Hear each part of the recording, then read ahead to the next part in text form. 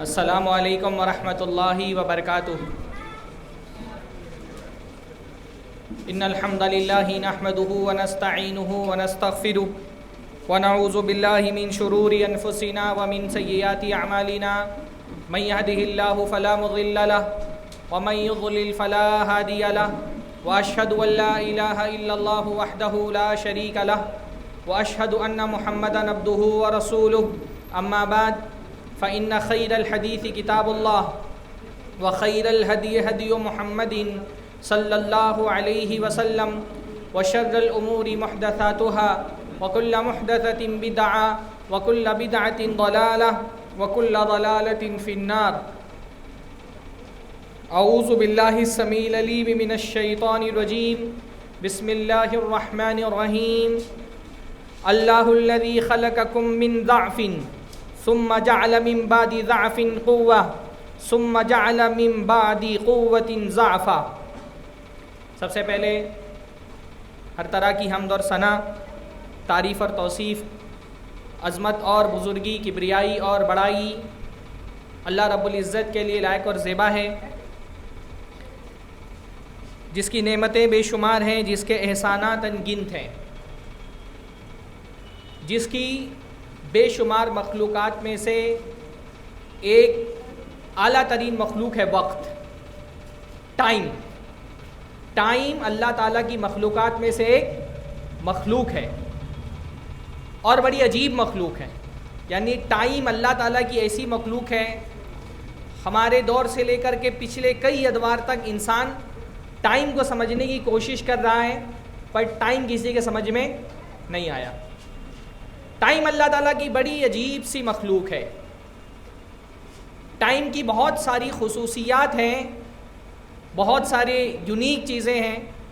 مثلا ٹائم جو ہے اس کی ایک بڑی خصوصیت یہ ہے کہ ٹائم بہت تیزی کے ساتھ گزرتا ہے، وقت بہت تیزی کے ساتھ گزرتا ہے، وہ آپ کے اختیار میں نہیں ہے۔ پرانے زمانے میں عربی میں ایک مقولہ کہا جاتا تھا، الوقت کالسیف ان لم تقطعہ یقطعک۔ ٹائم جو ہے وہ تلوار کی طرح ہے، اگر تم ٹائم کو نہیں کاٹو گے، اس کا صحیح یوز نہیں کرو گے، وہ تم کو کٹ کر کے چلا جائے گا۔ ٹائم بہت تیز ہے، ٹائم کی رفتار بہت تیز ہے، وہ آپ کے کنٹرول میں نہیں ہے۔ سلف میں سے بعض علماء نے کہا کہ میں نے وقت کی قدر برف بیچنے والے کو دیکھ کر کے پہچانی۔ وقت ہماری زندگی میں کتنا قیمتی ہے، اس کا اندازہ مجھے بازار میں جب برف بیچنے والے کو دیکھا تو اندازہ ہوا۔ بازار میں برف بیچنے والا برف لے کر کے کھڑا ہے، اس کا برف گل رہا ہے، وہ برف کو گلنے سے روکنا اس کے اختیار میں نہیں ہے۔ اس کے اختیار میں بس یہ ہے کہ اس گزرتے وقت کے ساتھ جتنا زیادہ برف بیچ دے گا اتنا ہی وہ فائدے میں رہے گا، ورنہ وقت تو ریت کی طرح ہے، آپ اس کو جتنا دبانے کی کوشش کریں گے اپنے ہاتھ سے نکل جائے گا۔ وقت بڑی قیمتی چیز ہے۔ اللہ رب العالمین نے اس دنیا میں ہم کو وقت ایک انویسٹمنٹ کے طور پہ دے کر کے بھیج دیا ہے، اور دنیا میں کامیاب وہی انسان ہے جو اس وقت کو صحیح جگہ پہ انویسٹ کر لے جائے۔ ہر آدمی دنیا کے اندر ایک سرٹن اماؤنٹ میں وقت لے کر کے آیا ہے، ہم کو نہیں پتا ہمارے پاس کتنا وقت ہے۔ وقت کا ایک پرابلم یہ بھی ہے نا، جو گزر چکا وقت وہ ہمارے اختیار میں نہیں ہے، جو وقت آنے والا ہے وہ ہمارے علم میں نہیں ہے نا۔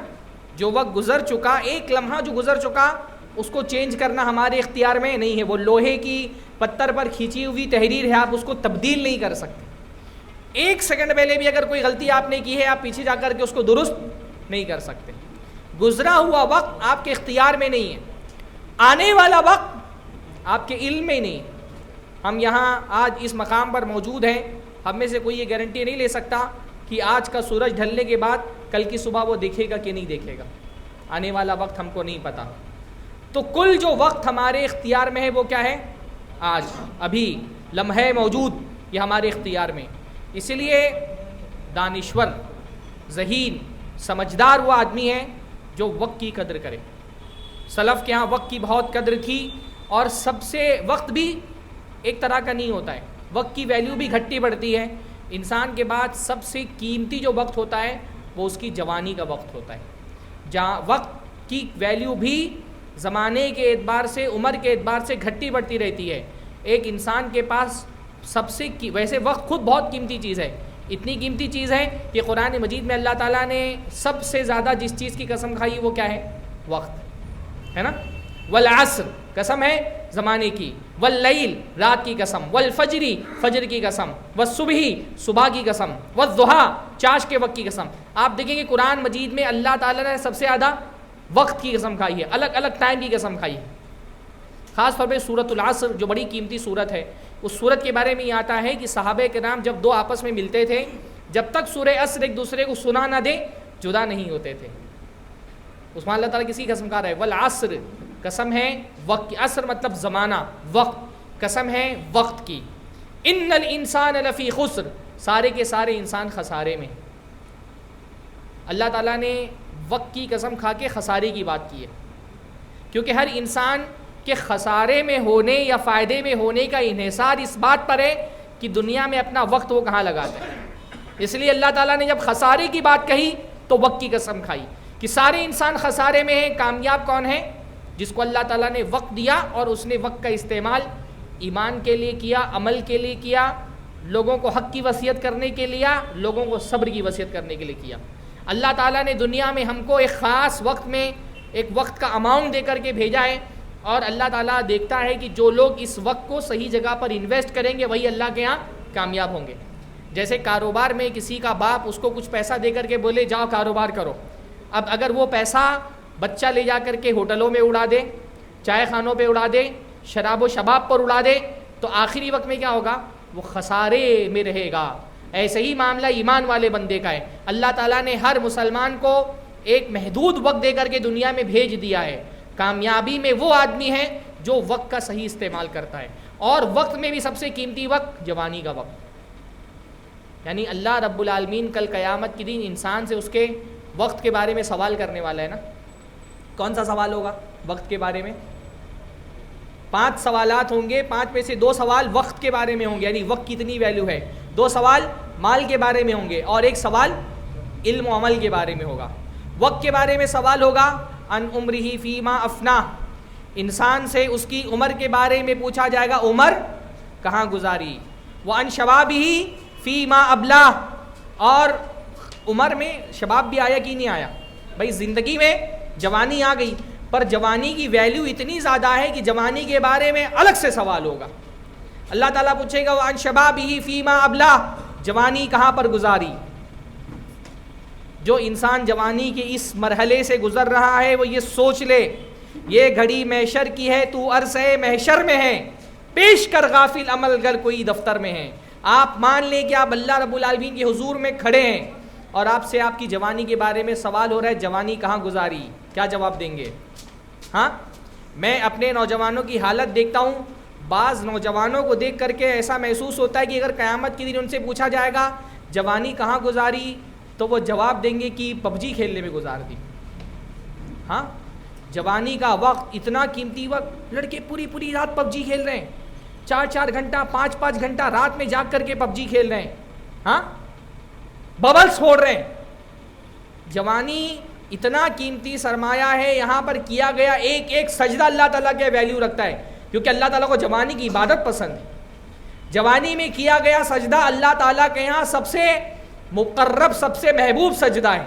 جوانی میں کی گئی عبادت اللہ تعالیٰ کے یہاں سب سے محبوب عبادت ہے. اللہ تعالیٰ کو جوانی کی عبادت اتنی محبوب ہے، اللہ تعالیٰ نے اپنے چند بندوں کے لیے قیامت کے دن انتظام کیا ہے کہ اللہ تعالیٰ چند بندوں کو جب دنیا تپش سے پک رہی ہوگی، سورج سوا نیزے پر ہوگا، انسان اپنے گناہوں کی بنیاد پر پسینے میں ڈوبا ہوا ہوگا، اللہ تعالیٰ کے چند بندوں کو قیامت کے دن ایک اسپیشل ٹریٹمنٹ ملے گا. کیا ٹریٹمنٹ؟ کہ اللہ تعالیٰ قیامت کے دن سورج کی تمازت سے بچنے کے لیے ان کے سائے کا انتظام کر دے گا. کتنے اسپیشل لوگ ہوں گے وہ؟ ہاں، ساری انسانیت جھلس رہی ہوگی گرمی سے، اور اللہ رب العالمین اپنے چند بندوں کے لیے سائے کا انتظام کر دے گا، اپنے عرش کے سائے کا انتظام کرے گا. اور وہ چند بندے جن کے لیے قیامت میں ساری انسانیت پہ چن کر کے ان کو اسپیشلی اللہ رب العالمین ایک ٹریٹمنٹ دے گا کہ ان کے لیے عرش کا سایہ میسر ہوگا. اس میں سے کون نوجوان ہوگا؟ شاب نشا فی عبادت اللہ، ایسا نوجوان جس نے اپنی زندگی اللہ تعالیٰ کی عبادت میں گزاری ہے. اللہ تعالیٰ کو جوانی کی عبادت اتنی محبوب ہے. جوانی کا یہ وقت جس سے ہمارے آپ بھائی حضرات گزر رہے ہیں یہ اتنا قیمتی ہے. یہاں پر کیا گیا ایک ایک سجدہ اللہ تعالیٰ کو محبوب ہے، ایک ایک رکوع اللہ تعالیٰ کو محبوب ہے، آپ کی زبان سے نکلنے والی ایک ایک تسبیح اللہ رب العالمین کو پسند ہے. پر یہ نوجوانی ببل پھوڑنے میں گزر رہی ہے، یہ پب جی پہ گیمز کے لیول پار کرنے پہ گزر رہی ہے. ہاں، آپ کی زندگی اتنی قیمتی ہے کہ آپ تو اس قوم کا سرمایہ ہیں، اس قوم کے لیڈر ہیں. کسی بھی قوم میں جو انقلاب آتا ہے وہ انقلاب لانے والے کون ہوتے ہیں؟ قوم کے نوجوان. قوم کے نوجوان ایک قوم کی جسم کی ریڑھ کی ہڈی ہوتے ہیں. اگر ان کو مفلوج کر دیا جائے تو قوم کچھ کرنے کے لائق نہیں رہ جاتی ہے نا. کسی بھی قوم کا نوجوان اس کی طاقت ہوتا ہے، اس کی قوت ہوتا ہے. ہر دور میں انبیاء نے جو معاشرتی اصلاحی انقلاب لایا، لوگوں کے ایمان و عقیدے کی اصلاح کی، آپ ہمیشہ دیکھیں گے انبیاء کی فورس کا سب سے بڑا حصہ کون ہوتے تھے؟ نوجوان. اللہ کے نبی صلی اللہ علیہ وسلم نے فرمایا ان نوجوانوں کی قدر کرو. جب بزرگوں نے میرا انکار کر دیا، یہ نوجوان تھے جو میری مدد کے لیے کھڑے ہوئے. اللہ کے نبی صلی اللہ علیہ وسلم پر ایمان لانے والا بڑا طبقہ جنہوں نے اللہ کے نبی صلی اللہ علیہ وسلم کو سپورٹ کیا، وہ قریش کے پاورفل بزرگان اور سرداران نہیں تھے، وہ تو مخالفت میں کھڑے ہو گئے. کون لوگ تھے جو اللہ کے نبی کے ساتھ کھڑے تھے؟ نوجوان صحابہ. حضرت ابوبکر کی عمر 40 سے کم تھی جب اللہ کے نبی صلی اللہ علیہ وسلم پر وہ ایمان لے کر کے آئے، ہے نا. اللہ کے نبی سے تقریباً 2-2.5 سال چھوٹے تھے. اللہ کے نبی صلی اللہ علیہ وسلم کو 40 کی عمر میں نبوت ملی تو حضرت ابوبکر انڈر 40 تھے، 40 سے کم. حضرت علی رضی اللہ عنہ بچے تھے، حضرت عثمان حضرت ابوبکر سے چھوٹے تھے، حضرت عمر حضرت عثمان سے چھوٹے تھے. یہ نوجوانوں کی بڑی تعداد تھی جو اللہ کے نبی صلی اللہ علیہ وسلم کے ساتھ کھڑی ہوئی. ہر زمانے میں انبیاء کی جو قوت اور طاقت تھی وہ کون تھے؟ اس قوم کے نوجوان تھے. صرف نبی ہی نہیں، دنیا کی کسی ریولیوشن کی تاریخ آپ پڑھیں گے، اس ریولیوشن میں نوجوانوں، طاقت اصل میں نوجوانوں کی تھی جنہوں نے دنیا کے حالات کو تبدیل کر دیا. بزرگوں کی اہمیت کم نہیں ہے. بزرگ قوم کا دماغ ہوتے ہیں، نوجوان قوم کی طاقت ہوتا ہے نا. میں یہ جو ہے وہ ڈسکریج نہیں کرنا چاہ رہا کہ ہم میں سے وہ احباب، ہمارے سامعین میں سے جو عمر میں جوانی کا مرحلہ پار کر چکے ہیں وہ مایوس ہو جائیں. بزرگوں کے پاس زندگی کا تجربہ ہوتا ہے اور نوجوانوں کے پاس جوش ہوتا ہے. جوش بغیر تجربے کے فائدہ نہیں پہنچاتا، تجربہ بغیر جوش کے فائدہ نہیں پہنچاتا. کسی بھی قوم کی ترقی کے لیے دونوں چیزوں کی ضرورت ہوتی ہے، ایک ماہر تجربہ کار بزرگ جو راستہ دکھائے اور ایک پرجوش طاقتور ہمتور نوجوانوں کا طبقہ جو اس راستے پر چلے، ہے نا. کسی بڑے کام کو انجام دینے کے لیے عقل اور طاقت، جسم دونوں کی صلاحیت درکار ہوتی ہے. اللہ کے نبی صلی اللہ علیہ وسلم جو انقلاب لے کر کے آئے اس میں بزرگوں کی تجربہ کاری بھی تھی، نوجوانوں کا جوش بھی تھا. کسی قوم کو ترقی پانا ہے تو مولانا نے بالکل درست بات کہی کہ اصلاح دونوں سطح پر ہونی چاہیے. نوجوانوں کی بھی اصلاح ہونی چاہیے کیونکہ نوجوان کسی قوم کی طاقت ہوتے ہیں، اس کا سرمایہ ہوتے ہیں، اس کی ریڑھ کی ہڈی ہوتے ہیں. اگر کسی قوم کے نوجوانوں کو مفلوج کر دیا جائے تو اس قوم سے کسی خیر کی توقع نہیں رکھی جاتی. اور جو بزرگ حضرات ہوتے ہیں وہ قوم کا دماغ ہوتے ہیں، وہ قوم کا ذہن ہوتے ہیں، وہ تجربات جو انہوں نے زندگی میں حاصل کیے ہوتے ہیں وہ سب سے قیمتی سرمایہ ہوتے ہیں ایک قوم کا. اس لیے آپ دیکھیں گے کہ کسی قوم کے نوجوان جب ایکٹیو ہو جاتے ہیں تو ان کے مخالفین ڈرتے ہیں، نوجوانوں سے ڈرتے ہیں. عام طور پر آپ دیکھیں گے کڑی نگرانی نوجوانوں پر ہوتی ہے، فتنوں میں گرفتار کرنے کی کوشش نوجوانوں کو کی جاتی ہے، شبہات کا شکار نوجوانوں کو بنایا جاتا ہے، باطل افکار اور نظریات سب سے پہلے نوجوانوں کا شکار کرتے ہیں. کیونکہ اگر قوم کے نوجوانوں کی طاقت و قوت چھین لی جائے تو پوری کی پوری قوم مفلوج ہو جاتی ہے. بھائی کسی جسم کی اگر ریڑھ کی ہڈی آپ جانتے ہیں نا، ریڑھ کی ہڈی اگر ٹوٹ جائے تو بندہ بالکل بیڈ پر آ جاتا ہے. اس وقت اگر ہماری امت بستر مرگ پر سانسیں اپنی گن رہی ہے تو اس کی وجہ کہ ہمارا نوجوان اس کے اندر علم کی، عمل کی، دعوت کی صلاحیت نہیں رہ گئی. وہ جوش و جذبہ جو صحابہ کرام کے اندر تھا وہ ختم ہو گیا. ہم یہ بھول گئے کہ یہ دین ہم کو کن لوگوں سے وراثت میں ملا ہے، ہمارے اسلاف کے کارنامے کیا تھے. ہاں یعنی جو علامہ اقبال نے بڑے پیارے انداز میں کہا کہ کبھی اے نوجوان مسلم تدبر بھی کیا تو نے، وہ کیا گردو تھا تو جس کا ہے ایک ٹوٹا ہوا تارا، تجھے اس قوم نے پالا ہے آغوش محبت میں، کچل ڈالا تھا جس نے پاؤں سے تاجے سرے دارا. یہ کون لوگ تھے؟ رکنا اذان کے لیے.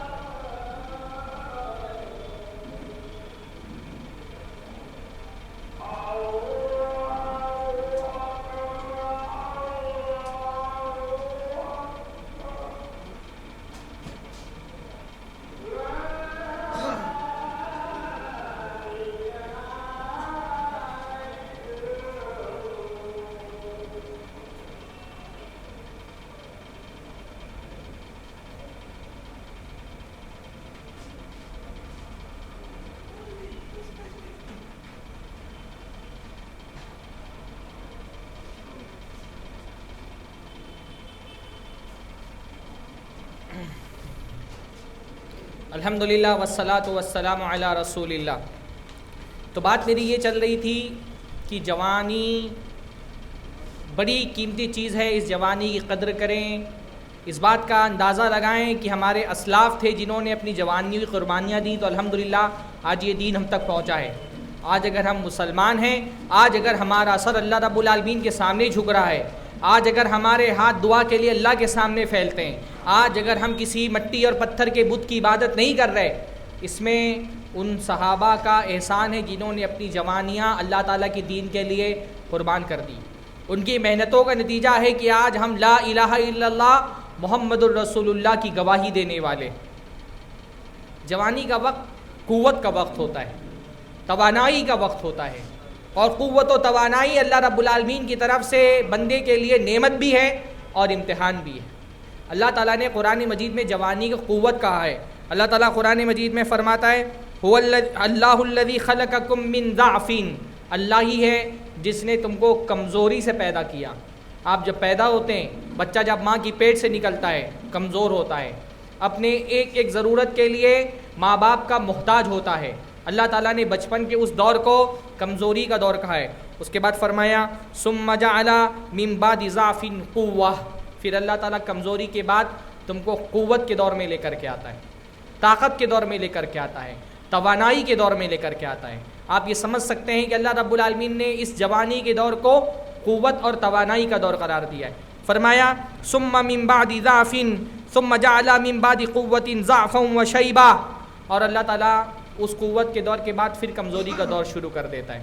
جوانی کی زندگی ڈھلتے ہی اپنے ساتھ بیماریوں کی سوغات لے کر کے آتی ہے، تکلیفوں اور پریشانیوں کا انبار لے کر کے آتی ہے، کمزوری اور بے بسی کی سوغات لے کر کے آتی ہے۔ جیسے ہی جوانی ڈھلتی ہے مختلف طرح کی کمزوریاں انسان کو گھیر لیتی ہیں۔ اصل وقت زندگی میں جوانی کا وقت ہوتا ہے۔ انسان کو جوانی کی جو اس کی عمر شروع ہوتی ہے 13، 14، 15 سال کی عمر سے لے کر کے 40 سے 50 کے بیچ میں جو اس کی جوانی کا دور ہوتا ہے وہ زندگی کا سب سے قیمتی دور ہوتا ہے۔ اس دور میں کیے گئی عبادتیں اللہ تعالیٰ کے یہاں سب سے محبوب ہیں۔ یہ دور وہ دور ہوتا ہے جب آپ زمانے کو اپنی قوت و طاقت سے پلٹ سکتے ہیں۔ یہ بہت اہم ہے کہ آپ اس مرحلے سے گزر رہے ہیں، اپنے اس وقت کی قدر کریں۔ اس لیے اللہ کے نبی صلی اللہ علیہ وسلم نے فرمایا اغتنم خمسا قبل خمسین، 5 چیزوں سے پہلے غنیمت جانو۔ اس میں سے ایک چیز کیا فرمائی؟ شبابک قبل حرمک، اللہ رب العالمین نے تم کو جوان بنایا ہے، اپنی جوانی کی قدر کرو، اپنی جوانی کو غنیمت جانو اس سے پہلے کہ بڑھاپا آ جائے۔ قدر کرنے کا مطلب یہ ہے کیا ہوتا ہے؟ غنیمت جاننے کا مطلب یہ ہوتا ہے کہ ایک چیز جو اللہ تعالیٰ کی نعمت ہے پہلے تو اس کی ویلیو کو سمجھو، پھر اس کو صحیح جگہ پر لگاؤ۔ غنیمت جاننا اسی کو کہتے ہیں نا۔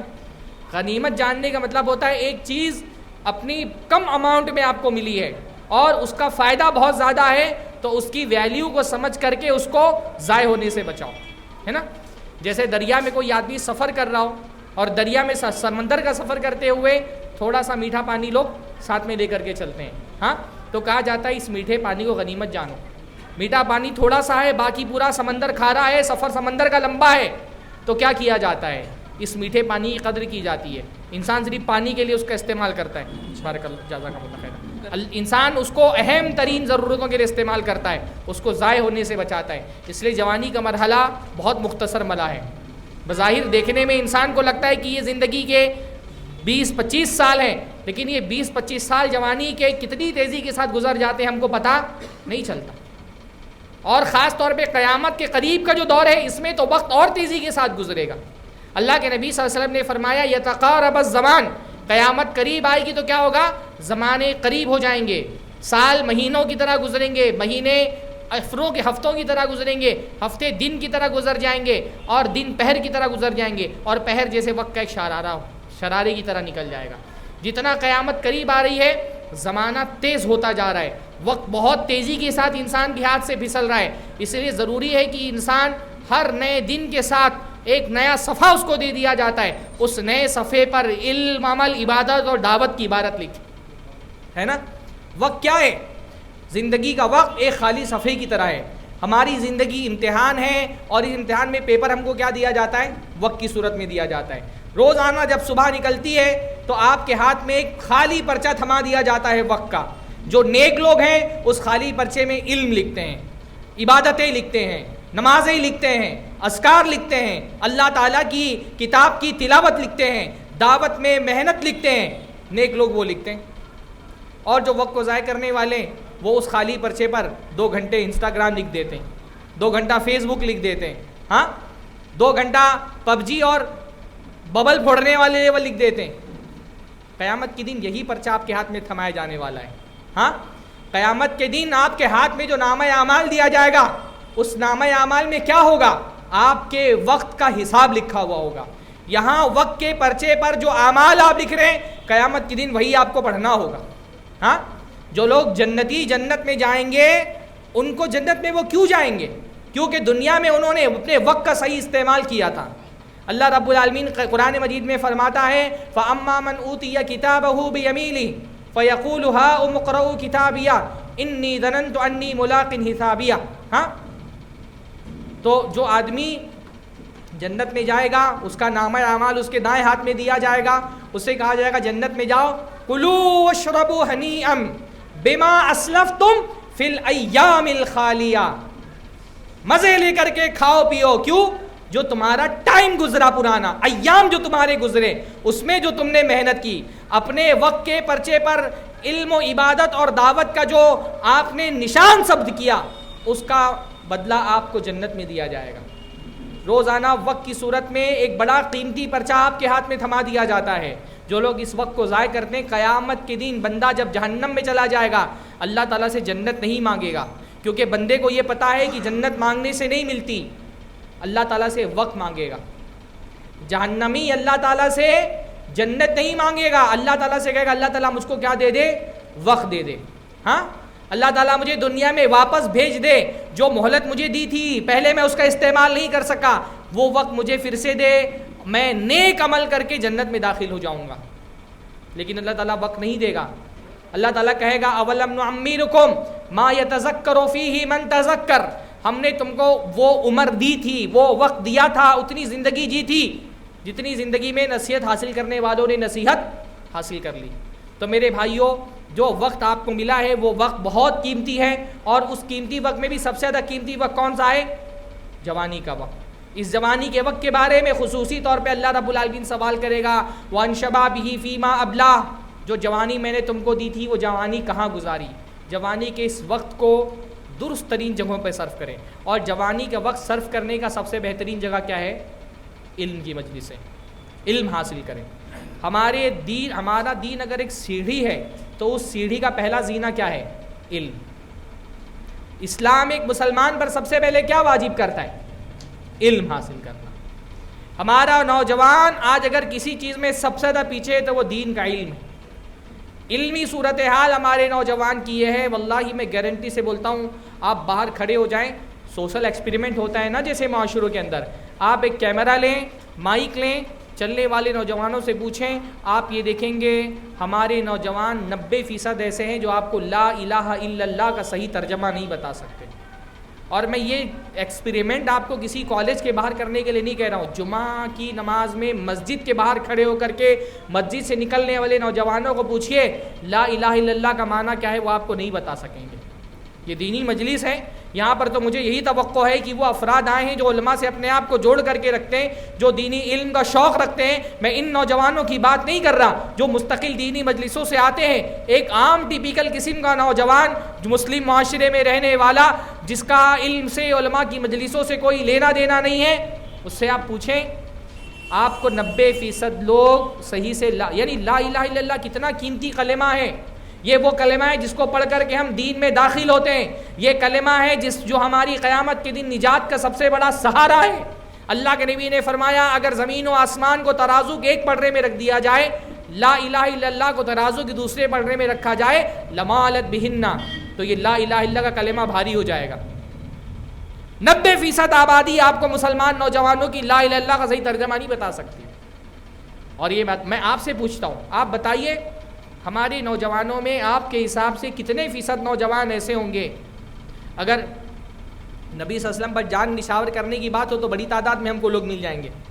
نبی پر جان دینے والے بہت ہیں، نعرے لگانے والے بہت ہیں، ہاں، جلوسوں میں جا کر کے بم پھوڑنے والے بہت ہیں، گنگنا کر کے نعتیں پڑھنے والے بہت ہیں۔ ہمارے نوجوانوں کے علم کا معیار کتنا ہے اس کا اندازہ لگانا ہو تو سڑک چلتے ہوئے کسی مسلمان لڑکے سے بولیے بھائی تم نبی کے لیے جان دینے کو تیار ہو؟ بولے گا تیار ہوں۔ اس سے پوچھو ٹھیک ہے نبی کو جان دینے کے لیے تیار ہو، نبی کو جانتے کتنا ہو؟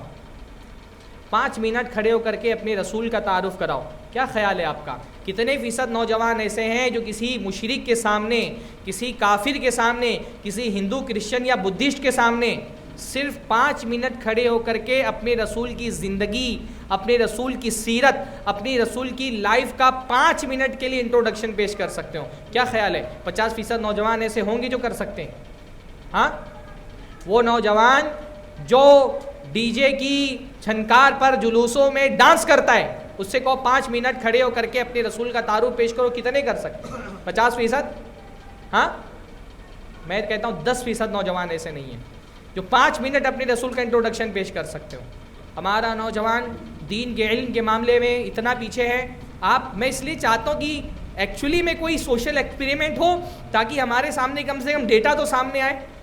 کتنے نوجوان ایسے ہیں آپ ان سے پوچھیں اسلام کے ارکان کتنے نہیں پتہ، ایمان کے ارکان کتنے نہیں پتہ، عقائد کی تو تفصیل، عقائد تو پڑھایا ہی نہیں جا رہا، عقیدہ تو نوجوان پڑھ ہی نہیں رہا، اس سے پوچھو عقیدہ کیا ہے وہ بھی نہیں پتہ اس کو۔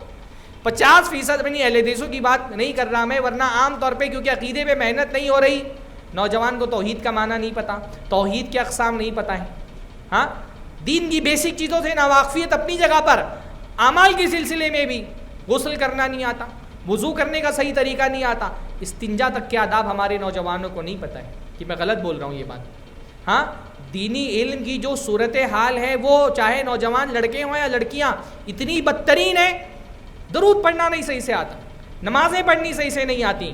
کتنے فیصد نوجوان ہیں جو سورہ فاتحہ کا ترجمہ آپ کو پڑھ کر کے سنا سکتے ہیں؟ باتیں بہت بڑی بڑی کریں گے، ہم گفتگو کرنے پر آتے ہیں تو اپنی زبانوں سے اسرائیل کو تباہ کر کے رکھ دیں گے۔ ہاں ہم اپنی گفتگو میں اپنے جوشیلے اور پرجوش نعروں سے امریکہ کی سیٹ بجا دیں گے۔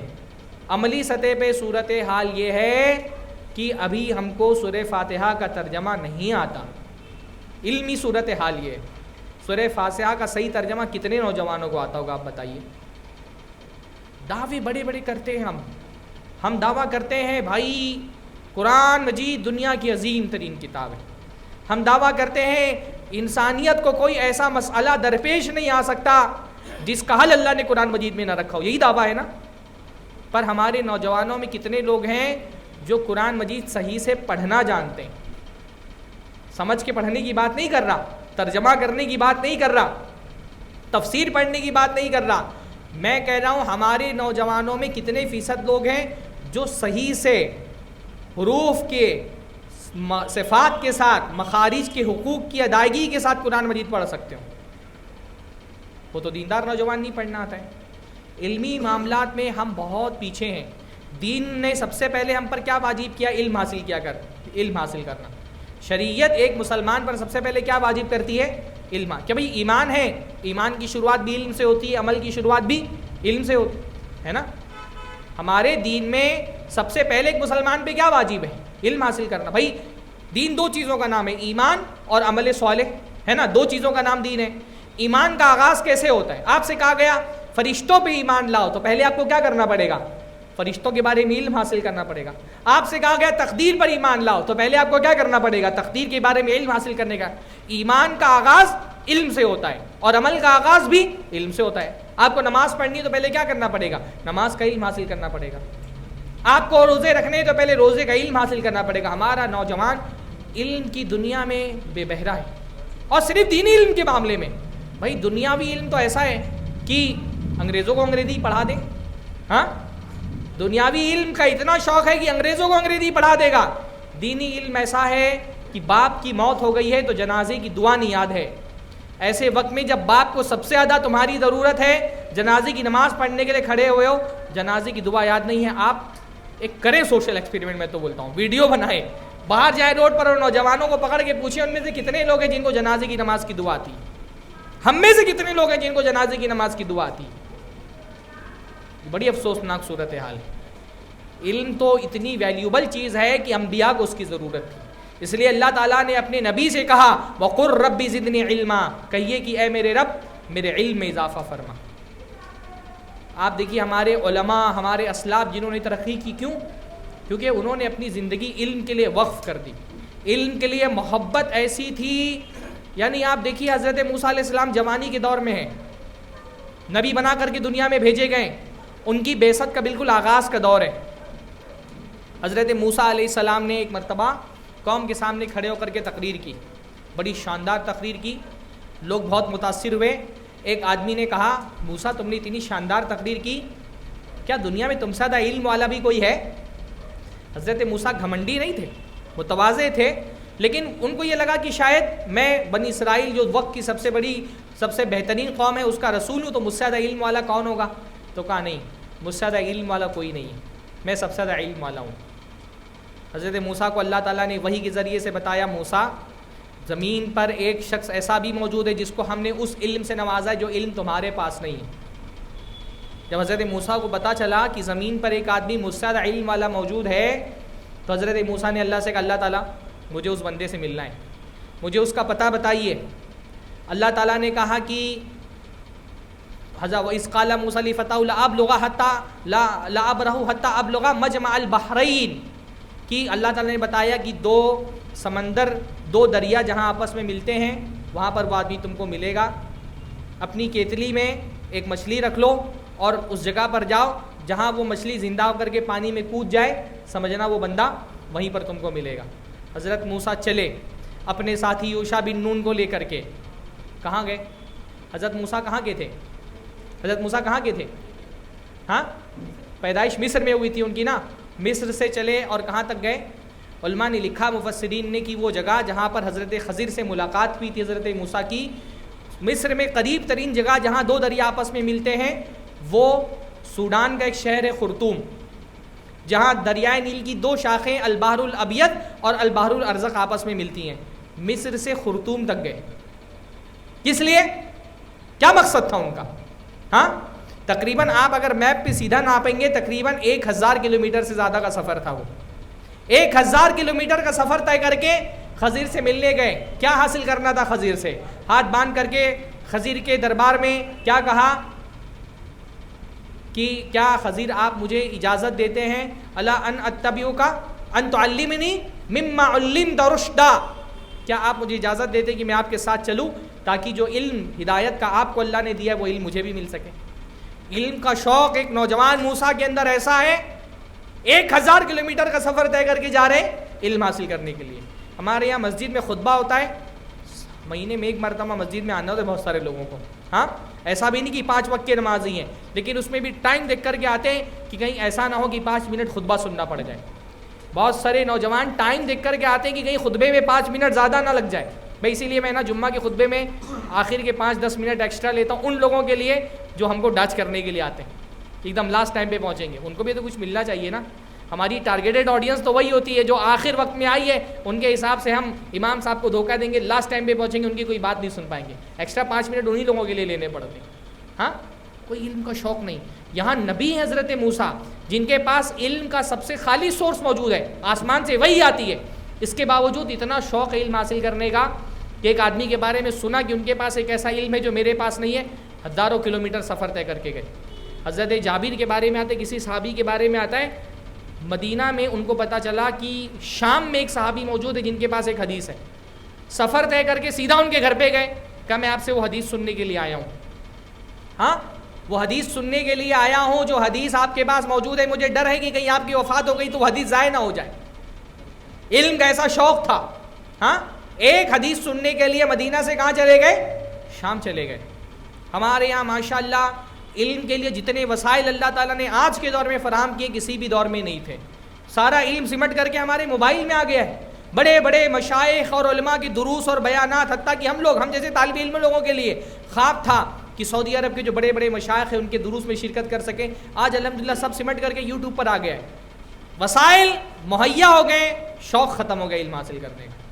وسائل جتنے آج مہیا ہیں کسی دور میں مہیا نہیں تھے, پر شوق کی جو آج صورتحال ہے وہ کسی دور میں بھی ایسی صورتحال نہیں تھی. ہاں, علم حاصل کرنے کا جو شوق آپ کو صحابہ کے یہاں دکھے گا, سلف کے یہاں دکھے گا, اس کا 10واں حصہ بھی ہم کو نہیں ملا ہے. ایسا شوق تھا صحابہ میں علم حاصل کرنے کا. اور صرف صحابہ نہیں, صحابہ کے بعد آنے والے لوگ علم کا ایسا شوق, ایسی جستجو, آپ کو وہ تڑپ کہیں نہیں ملے گی.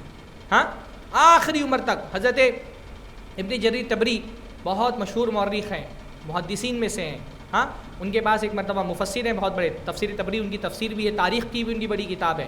زندگی کا آخری وقت چل رہا تھا, سانسیں گن رہے تھے آخری. ڈاکٹروں نے جواب دے دیا تھا, حکیموں نے ہاتھ اٹھا لیا تھا کہ ان کی زندگی نہیں بچنے والی, اسی مرض میں ان کی موت ہو جانے والی ہے. لوگوں نے موت کی خبر سنی, پتہ چلا کہ مرض الموت میں مبتلا ہیں. علماء صلحاء ان کی عیادت کے لیے آنے لگے. ایک عالم دین آئے تو انہوں نے پوچھا حضرت ابن جریر طبری نے ان عالم دین سے کہ میراث کے فلاں مسئلے کے بارے میں آپ کی کیا رائے ہے؟ میراث کے فلاں مسئلے کے بارے میں آپ کی کیا رائے ہے؟ وہ عالم دین دنگ رہ گئے. کہا بھائی بستر مرگ پہ ہو, موت کا وقت قریب ہے, زندگی کی آخری سانسیں گن رہے ہو, وراثت کا یہ مسئلہ سیکھ کر کے کیا کر لو گے؟ زندگی ختم ہو چکی ہے, اب کیا کرو گے وراثت کا یہ مسئلہ سیکھ کر کے؟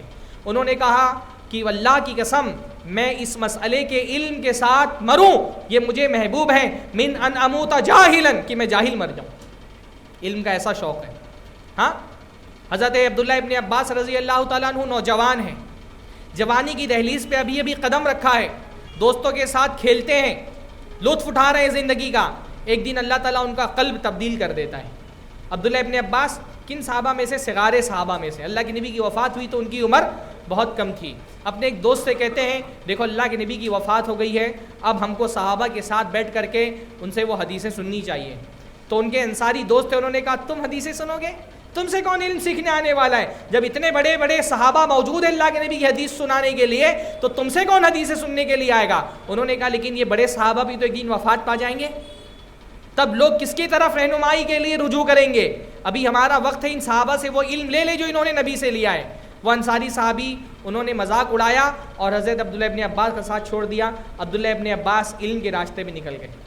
روایتوں میں آتا ہے ابن عباس نوجوان تھے, حضرت اکرمہ اور دوسرے صحابہ, کئی ایک بزرگ صحابہ اس وقت باحیات تھے, ان کے دروازے پہ جا کر کے ان سے علم حاصل کرتے.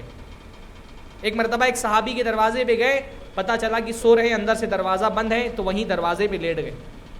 دروازے پر لیٹ گئے, دروازہ کھٹکھٹایا نہیں کہ صحابہ کے آرام میں خلل ہوگا. کون؟ ابن عباس ہیں, نوجوانی کا عالم ہے, لیٹ گئے دروازے پہ. جب وہ صحابی جاگے دروازہ کھولا تو دیکھا ابن عباس سو رہے, اہل بیت میں سے ہیں, ہے نا, ابن عباس بنو ہاشم میں سے, اور صحابہ کرام اہل بیت سے بڑی محبت کرتے تھے. کہا اللہ کے رسول صلی اللہ علیہ وسلم کا چچا زاد بھائی میرے دروازے پہ سویا ہوا ہے, آپ نے دروازہ کھٹکھٹا کر کے مجھے جگہ کیوں نہیں دیا؟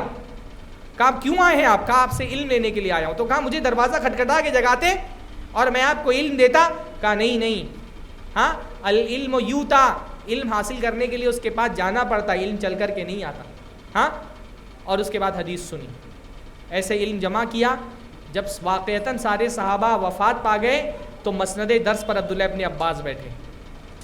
جوانی کی عمر سے گزر کے جب درس پہ بیٹھے, مسند درس پہ بڑا مقام اللہ نے ان کو عطا فرمایا. علم میں اللہ رب العالمین نے ابن عباس کا اتنا بڑا مقام تھا کہ حضرت عمر اپنے ساتھ میں رکھتے تھے ان کو. ہاں, تو وہ انصاری صحابی دیکھ کر کے بڑی تمنا کرتے کہ یہ بہت ذہین آدمی ہے, یہ آگے بڑھ گیا, میں پیچھے رہ گیا. جب یہ علم حاصل کرنے کے لیے جا رہا تھا اس نے مجھے بھی آگے بڑھانے کی کوشش کی تھی, لیکن میں نے اس وقت کو ضائع کر دیا. جوانی کا مرحلہ ایک مرتبہ ہاتھ سے نکل گیا, دوبارہ واپس آنے والا ہے نہیں آنے والا ہے. اس وقت آپ جس کنڈیشن میں ہیں, اس وقت آپ جس کنڈیشن میں ہیں, آپ کیا یہ جو جوانی کا 14-15 سال سے لے کر کے 20-25-30 سال تک کا جو عرصہ ہے, 35-40 سال تک کا جو عرصہ ہے, اس میں آپ کی محنت پر ڈیپینڈ کرتا ہے کہ آگے کی عمر آپ کی کیسے گزرے گی. ہاں, ایک مرتبہ یہ نکل گیا وقت, آپ نے سستی دکھائی, دوبارہ یہ وقت بہت ہاتھ میں آنے والا نہیں. ہاں, کہا جاتا ہے کہ کوئی ایک چھوٹا سا تالاب تھا, اس میں 3 مچھلیاں تھیں. ایک انتہائی ذہین مچھلی تھی, دوسری مچھلی تھوڑا سا مڈل مائنڈ کی تھی, اور تیسری احمق تھی. تو ایک دن اس تالاب میں ایک شکاری نے جال بچھایا. ہاں, جال پھینکا, اور اس کے بعد تینوں مچھلیوں نے دیکھا کہ جال لے کر کے شکاری شکار کرنے کے لیے آ گیا. تو جو بہت ذہین مچھلی تھی, انٹیلیجنٹ, اس نے کہا کہ اب میں چل کر کے سمندر کا راستہ لیتی ہوں, اب اس تالاب میں ہماری زندگی بچنے والی نہیں ہے. وہ نکل گئی سمندر کے راستے پر. دوسری جو مچھلی تھی اس نے کہا کہ یہ ذہین مچھلی, اس نے صحیح فیصلہ لیا ہوگا تو میں بھی اس کے پیچھے پیچھے سمندر کے راستے پر چلتی ہوں. جو احمق مچھلی تھی اس نے کہا کہ تالاب تو بہت بڑا ہے, جال بہت چھوٹا ہے, یہ شکاری ہمارا کچھ نہیں بگاڑ پائے گا, سمندر کا راستہ تو بہت دور ہے, اتنا لمبا سفر طے کر نہیں پائیں گے ہم. اور وہ تالاب ہی کے اندر رہی, یہاں تک کہ شکار نے جال پھینکا اور مچھلی شکار ہو کر کے کہاں پر آ گئی؟ جال کے اندر آ گئی. جب جال میں مچھلی پھنس گئی تو اس نے کہا اگر مجھے موقع مل گیا اس بار تالاب میں جانے کا تو میں سمندری کے راستے پر جاؤں گی. لیکن کتنی مچھلیاں ایسی ہوتی ہیں جن کو جال میں آنے کے بعد واپس تالاب میں آنے کا موقع ملتا ہے. احمق مت بنیے, اس احمق مچھلی کی طرح مت بنیے. ابھی وقت ہے آپ کے پاس سمندر کی طرف راستہ طے کرنے کا, کیونکہ آپ جوانی کے عالم میں ایک مرتبہ بڑھاپے کے جال میں پھنس گئے تو پھر یہ راستہ بند ہو جائے گا سمندر کی طرف جانے کا. اس لیے جوانی میں جو علم حاصل کریں گے, جوانی میں علم حاصل کرنے والا بندہ جوانی گزرتے ہی جب وہ اپنی پختگی کے مرحلے میں آتا ہے قوم کی قیادت کرتا ہے. یعنی جو بندہ 15, 16, 17 سال کی عمر سے اور علم دین حاصل کرنے میں لگ جاتا ہے, 40 سال کی عمر میں جب پختگی کو پہنچتا ہے تو اپنی قوم کی قیادت کرتا ہے. پرانے علماء کہا کرتے تھے تفقہوا قبل ان تسودوا, سردار بننے سے پہلے علم حاصل کر لو. 40-50 سال کا جو مرحلہ ہوتا ہے وہ قوم کی سرداری اور قیادت کا مرحلہ ہوتا ہے. اس سے پہلے کہ قوم کی قیادت کا مرحلہ آپ کے ہاتھ میں آئے, علم حاصل کریے, شوق پیدا کریے علم کا. زندگی کا کوئی مرحلہ گزر چکا ہے تو یہ مت سوچیے کہ زندگی کا وقت گزر چکا، علم حاصل کرنے کا دور نہیں رہ گیا، عمر ہو گئی، اب نیا قرآن نہیں پڑھ سکتے، اب تجوید نہیں سیکھ سکتے، اب حدیثیں نہیں یاد کر سکتے، اب دعائیں نہیں یاد کر سکتے۔ علم حاصل کرنے کے لیے کوئی عمر نہیں ہوتی۔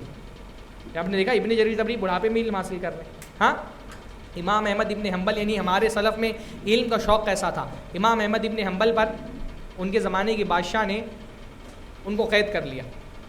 ایک عقیدے کے مسئلے میں احمد ابن حنبل سے اس بادشاہ کا اختلاف ہو گیا تھا۔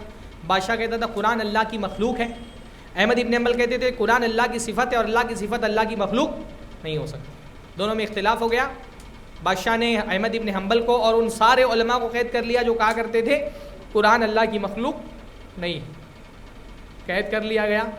بادشاہ طرح طرح سے نفسیاتی دباؤ ڈال کر کے یہ چاہتا تھا کہ احمد ابن حنبل اپنے قول سے رجوع کر لیں۔ ایک دن بادشاہ نے بہت بڑا دربار لگایا، تماشائی جمع کیے، اپنے درباریوں کو ساتھ میں رکھا، احمد ابن حنبل کے ساتھ دو اور ملزمین کو، علماء کو جو قرآن کی مخلوق ہونے کے قائل نہیں تھے، دربار میں حاضر کیا گیا۔ بادشاہ نے احمد ابن حنبل کو ڈرانے کے لیے کیا کیا؟ جلاد کو حکم دیا، کہا یہ جو عالم ہے احمد ابن حنبل کے ساتھ آئے تھے جو کہتے تھے قرآن اللہ کی مخلوق نہیں، کہا اس کی گردن قلم کرو۔ جلاد اٹھا، تلوار اٹھا کر کے ایک عالم کی گردن کاٹ دی، خون بہہ رہا ہے، ان کا جسم تڑپ رہا ہے۔ بادشاہ نے کہا احمد ابن حنبل کے ساتھ جو دوسرے عالم آئے تھے، کہا ان کی بھی گردن قلم کرو۔ بڑی مجلس میں حضرت امام احمد ابن حنبل کے ساتھ آئے ہوئے دوسرے عالم کی بھی گردن قلم کر دی گئی۔ صورتحال ایسی ہے کہ ترتیب کے اعتبار سے تیسرا نمبر کس کا ہے؟ خود امام احمد ابن حنبل کا ہے۔ موت اپنی آنکھوں کے سامنے ہے، دو عالموں کی گردن سامنے کٹی ہوئی ہے، خود زنجیروں میں جکڑے ہوئے بادشاہ کے دربار میں حاضر ہیں۔ ہاں، اس حالت میں دیکھتے ہیں کہ بادشاہ کے دربار میں ایک عالم موجود ہے، اس کے درباریوں میں ایک عالم موجود ہے، چہرہ دیکھ کر کے پہچان جاتے ہیں کہ بھائی یہ تو ابو داؤد الشافعی ہیں، یہ سنن ابو داؤد والے ابو داؤد نہیں، امام شافعی کے شاگردوں میں سے ایک شاگرد تھے ابو داؤد۔ چہرہ دیکھ کر کے پہچان لیتے ہیں۔ موت اپنی سر پر کھڑی ہے، جلاد تلوار لے کر کے کھڑا ہے۔ امام احمد ابن حنبل ابو داؤد کو دیکھ کر کے پہچانتے، کہتے ہیں تم تو امام شافعی کے شاگرد ہو نا، ابو داؤد الشافعی؟ وہ کہتے ہیں ہاں۔ پوچھتے ہیں کیا موضوع پر مسا کے بارے میں تم کو امام شافعی کا کوئی قول پتہ ہے؟ ہاں، بھرا دربار ہے، دو عالموں کو قتل کر دیا گیا ہے، تیسرا نمبر اپنا ہے، زنجیروں میں جکڑے ہوئے ہیں، جلاد تلوار لے کے سر پہ کھڑا ہے۔ علم کا شوق کیسا ہے؟ ایک عالم کو دیکھ کر کے پہچانتے ہیں، کہتے ہیں امام شافعی کا کوئی اگر قول آپ کے پاس ہو مسا کے بارے میں تو مجھے بتاؤ، موضوع پر مسا کے بارے میں۔ علم کا شوق پیدا کریں اور علماء کی صحبت اختیار کریں۔ نوجوانی کا دور ایک ایسا دور ہوتا ہے، اگر اس میں آپ کے پاس دینی جذبہ ہو، آپ کے پاس دینی جذبہ ہو لیکن صحیح علم نہ ہو تو یہ دینی جذبہ آپ کو نقصان پہنچاتا ہے۔ ہمارے بہت سارے نوجوان ایسی تنظیموں کا، دہشت گردی پھیلانے والی تنظیموں کا شکار ہو جاتے ہیں کیونکہ ان پاس دین کا صحیح علم نہیں ہوتا، صحیح علماء کی صحبت نہیں ہوتی ہے۔ ان کے دینی جذبات کا استحصال کر کے لوگ ان کو اپنے ایسی تنظیمیں نوجوانوں کو پھنساتی ہیں۔ ان کی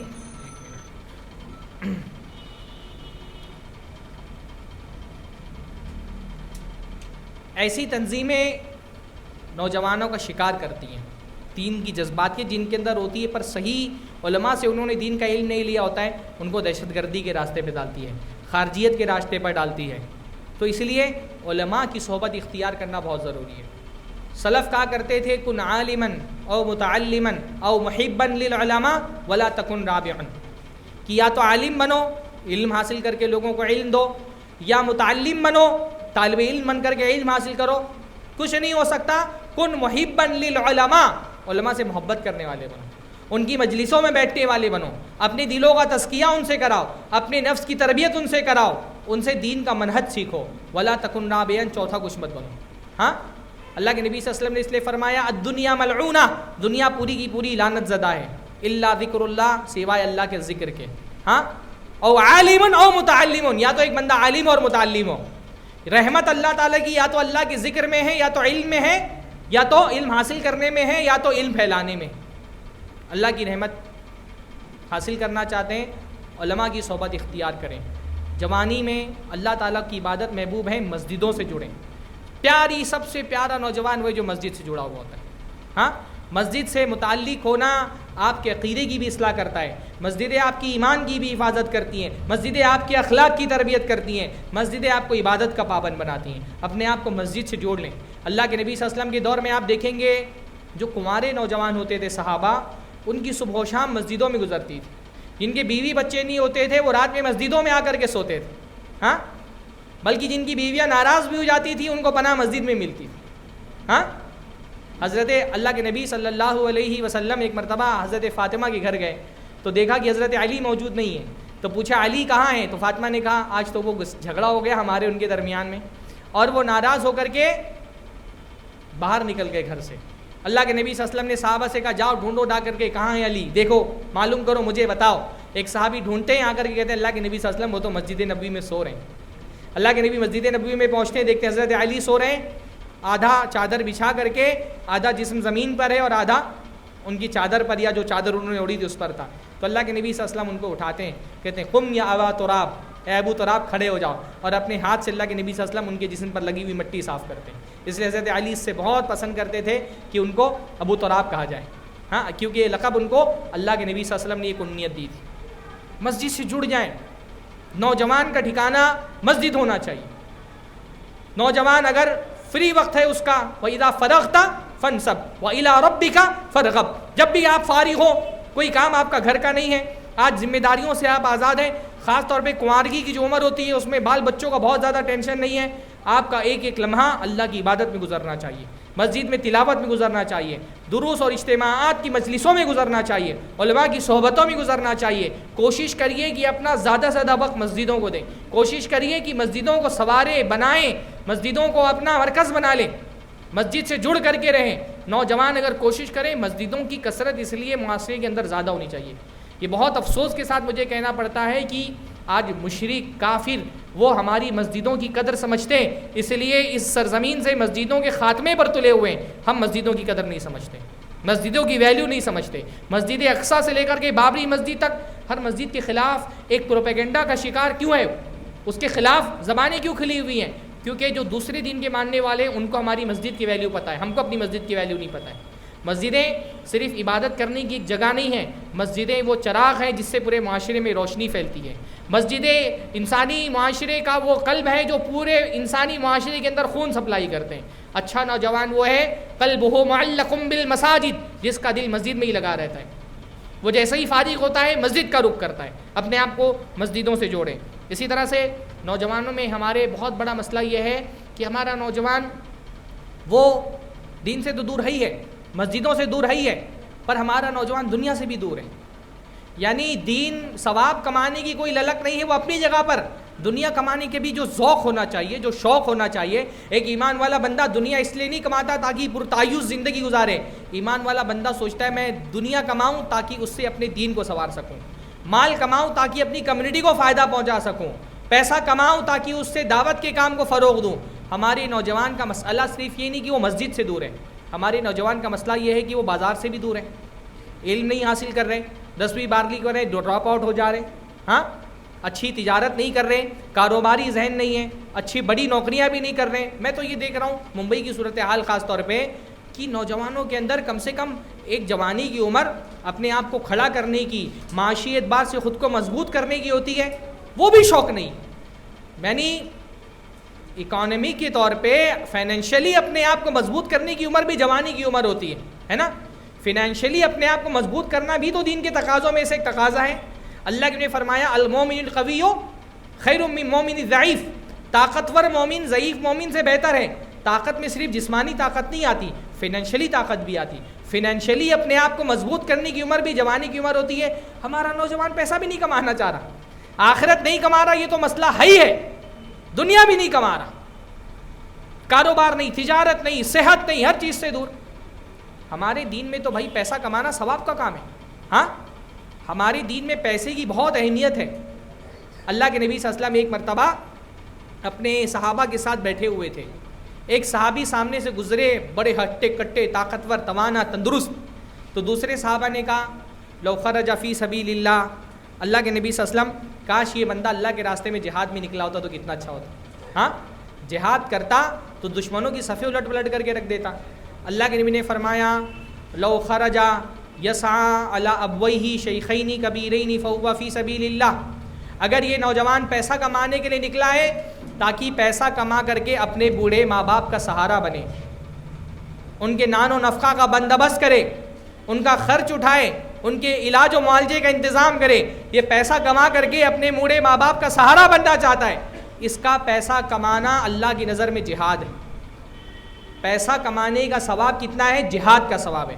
قال لو خرج يسعى على اولاده صغارا فهو في سبيل الله. یہ نوجوان اگر نکلا ہے تاکہ پیسہ کما کر کے اپنے چھوٹے چھوٹے بچوں کا پیٹ پالے, یہ اللہ کے راستے میں جہاد میں نکلا. پیسہ کمانا جہاد ہے.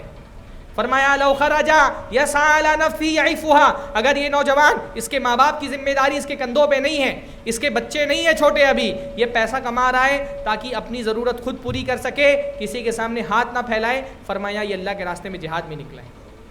اس لیے جب بھی گھر سے باہر نکلیں, آپ کوئی دکان چلاتے ہوں, کاروبار کرتے ہوں, جاب کرتے ہوں, اس نیت سے نکلیں کہ انشاءاللہ تعالیٰ آپ کی محنت اللہ رب العالمین جو پیسہ کمانے کے لیے آپ محنت کر رہے ہیں اس محنت کو اللہ تعالیٰ جہاد کا ثواب آپ کو دے گا انشاءاللہ. حلال کمانا جہاد ہے ہمارے دین کے اندر.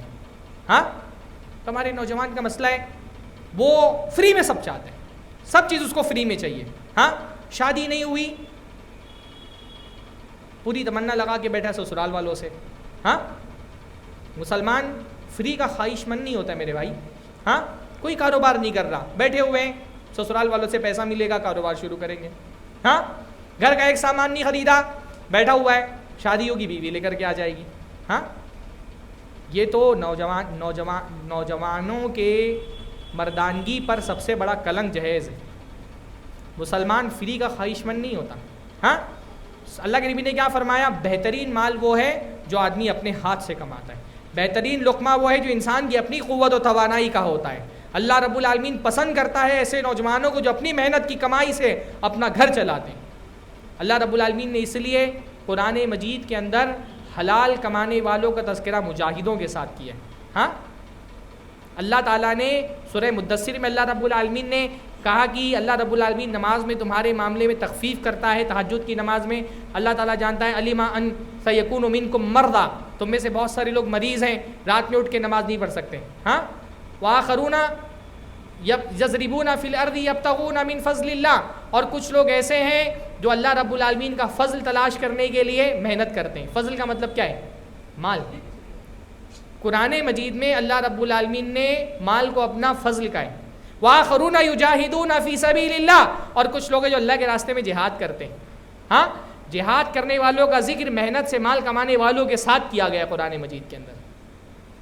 تو ہمارا نوجوان ساری فری کی چاہت, ہاں سب فری میں چاہیے اس کو, گھر بسائے گا لیکن فریج کا اپنی محنت سے نہیں لائے گا, وہ بیوی لے کر کے آئے گی, کبڈ بیوی لے کر کے آئے گی, ہاں گاڑی بیوی لے کر کے آئے گی, کیش بیوی لے کر کے آئے گی, ہر چیز.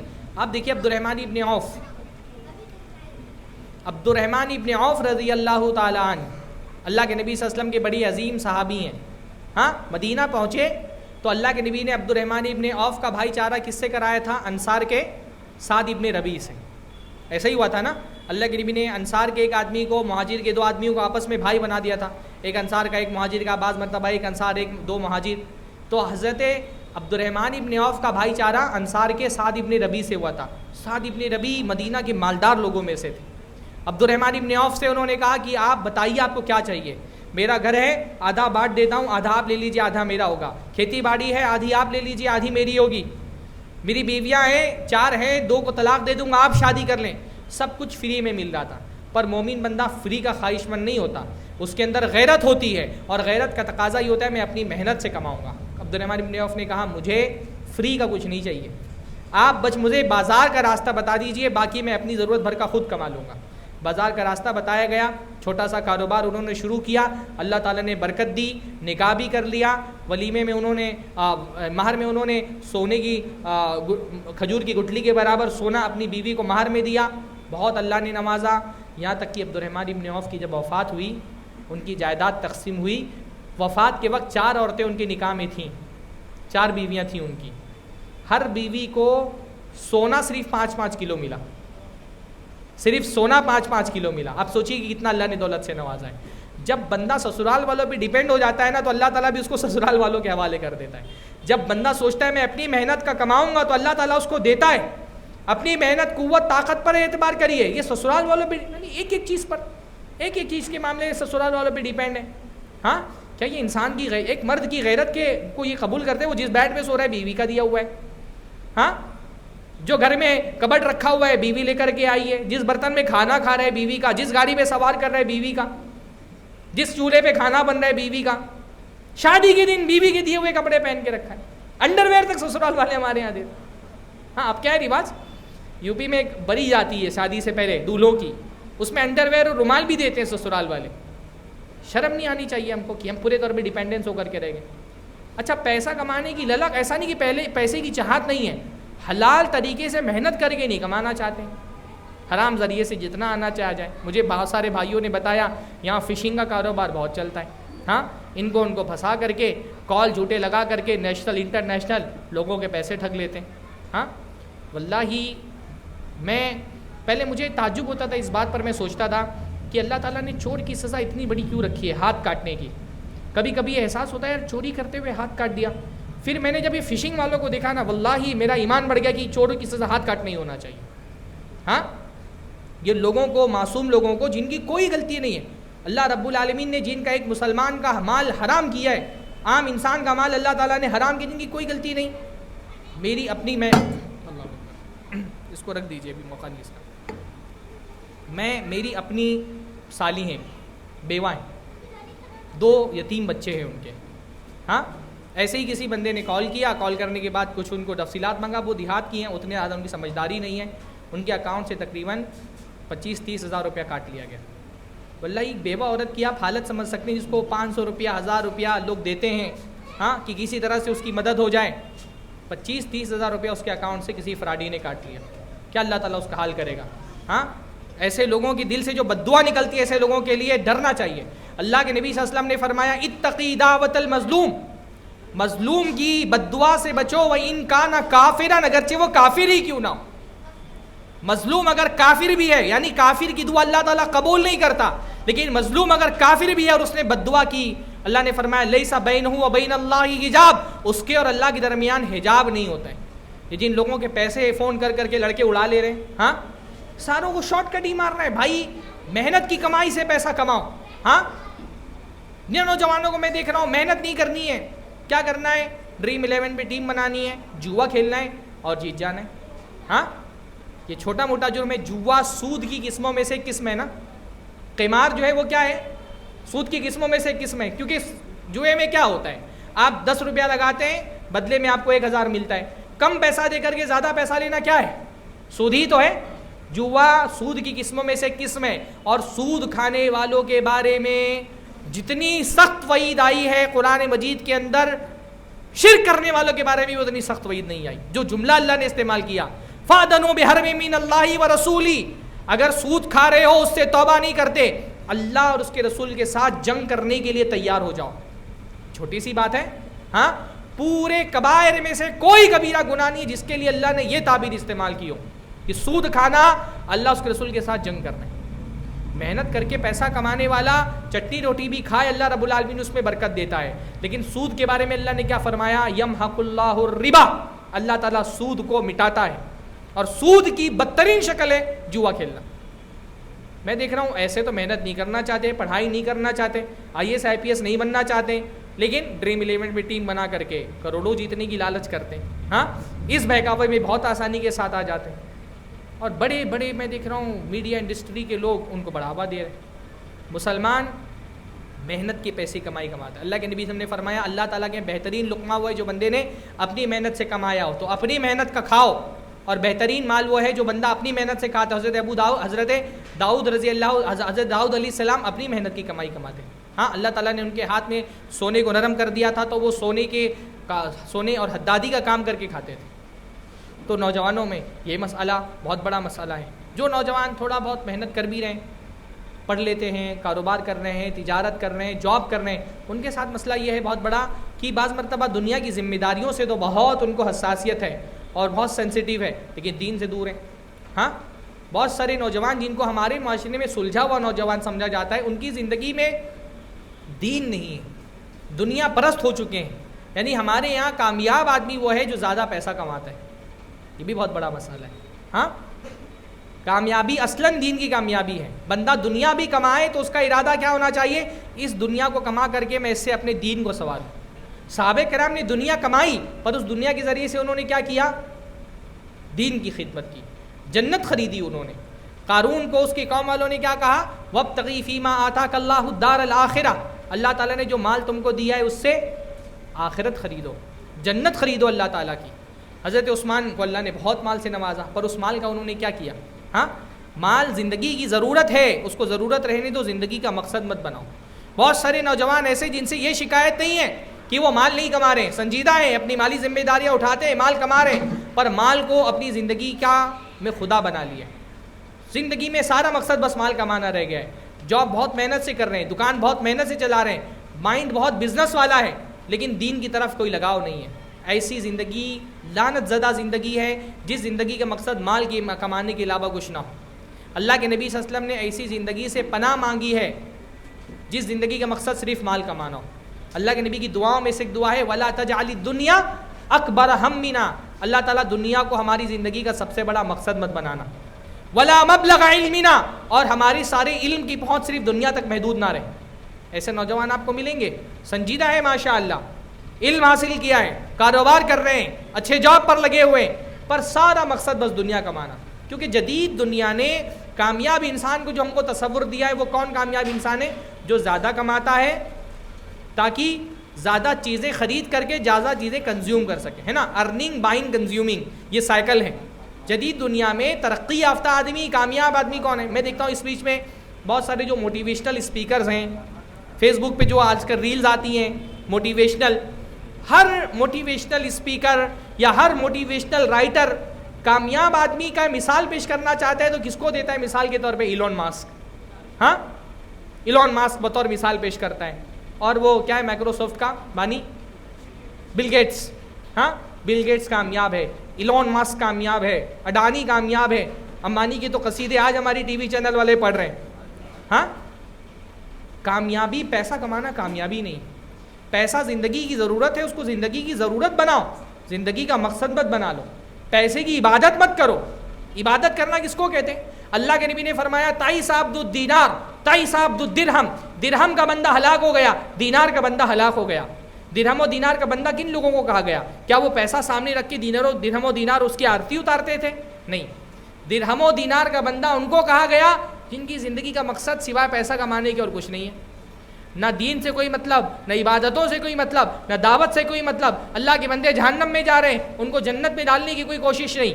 لوگ بدعت و شرک و خرافات میں پڑے ہوئے، یہ بندہ اپنی زندگی میں مست ہے. ایسے بندے کو اللہ رب العالمین نے درہم و دینار کا بندہ کہا ہے، اللہ کے نبی صلی اللہ علیہ وسلم. تو پیسہ کمائیے، پر پیسے کو اپنی زندگی کا مقصد مت بنائیے. پیسے کو اپنی خدمت میں لگائیے، پیسے کی خدمت میں مت لگ جائیے. پیسہ کمائیے، پیسے کو اپنے ہاتھ میں رکھیے، دل میں مت بسا لیجیے. بعض سلف سے کہا گیا کہ ہمارے پاس پیسہ آنے والا ہے، ہم کو کوئی طریقہ بتائیں تاکہ ہم پیسوں کی فتنے سے بچ جائیں. تو انہوں نے کہا اجعلھا فی یدک ولا تجعلھا فی قلبک، اس مال کو اپنے ہاتھ میں رکھو، اپنے دل میں مت بساؤ.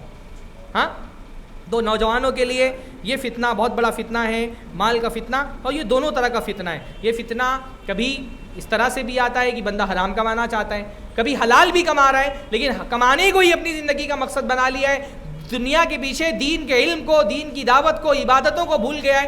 یہ بندہ اللہ کا بندہ نہیں ہو سکتا. پیسہ کمائیے، پر پیسے کو اس کی جگہ پہ رکھیے. مال کی ویلیو ہمارے دین میں کتنی ہے؟ اللہ کے نبی صلی اللہ علیہ وسلم نے فرمایا رکعت الفجر خیر من الدنیا وما فیہا.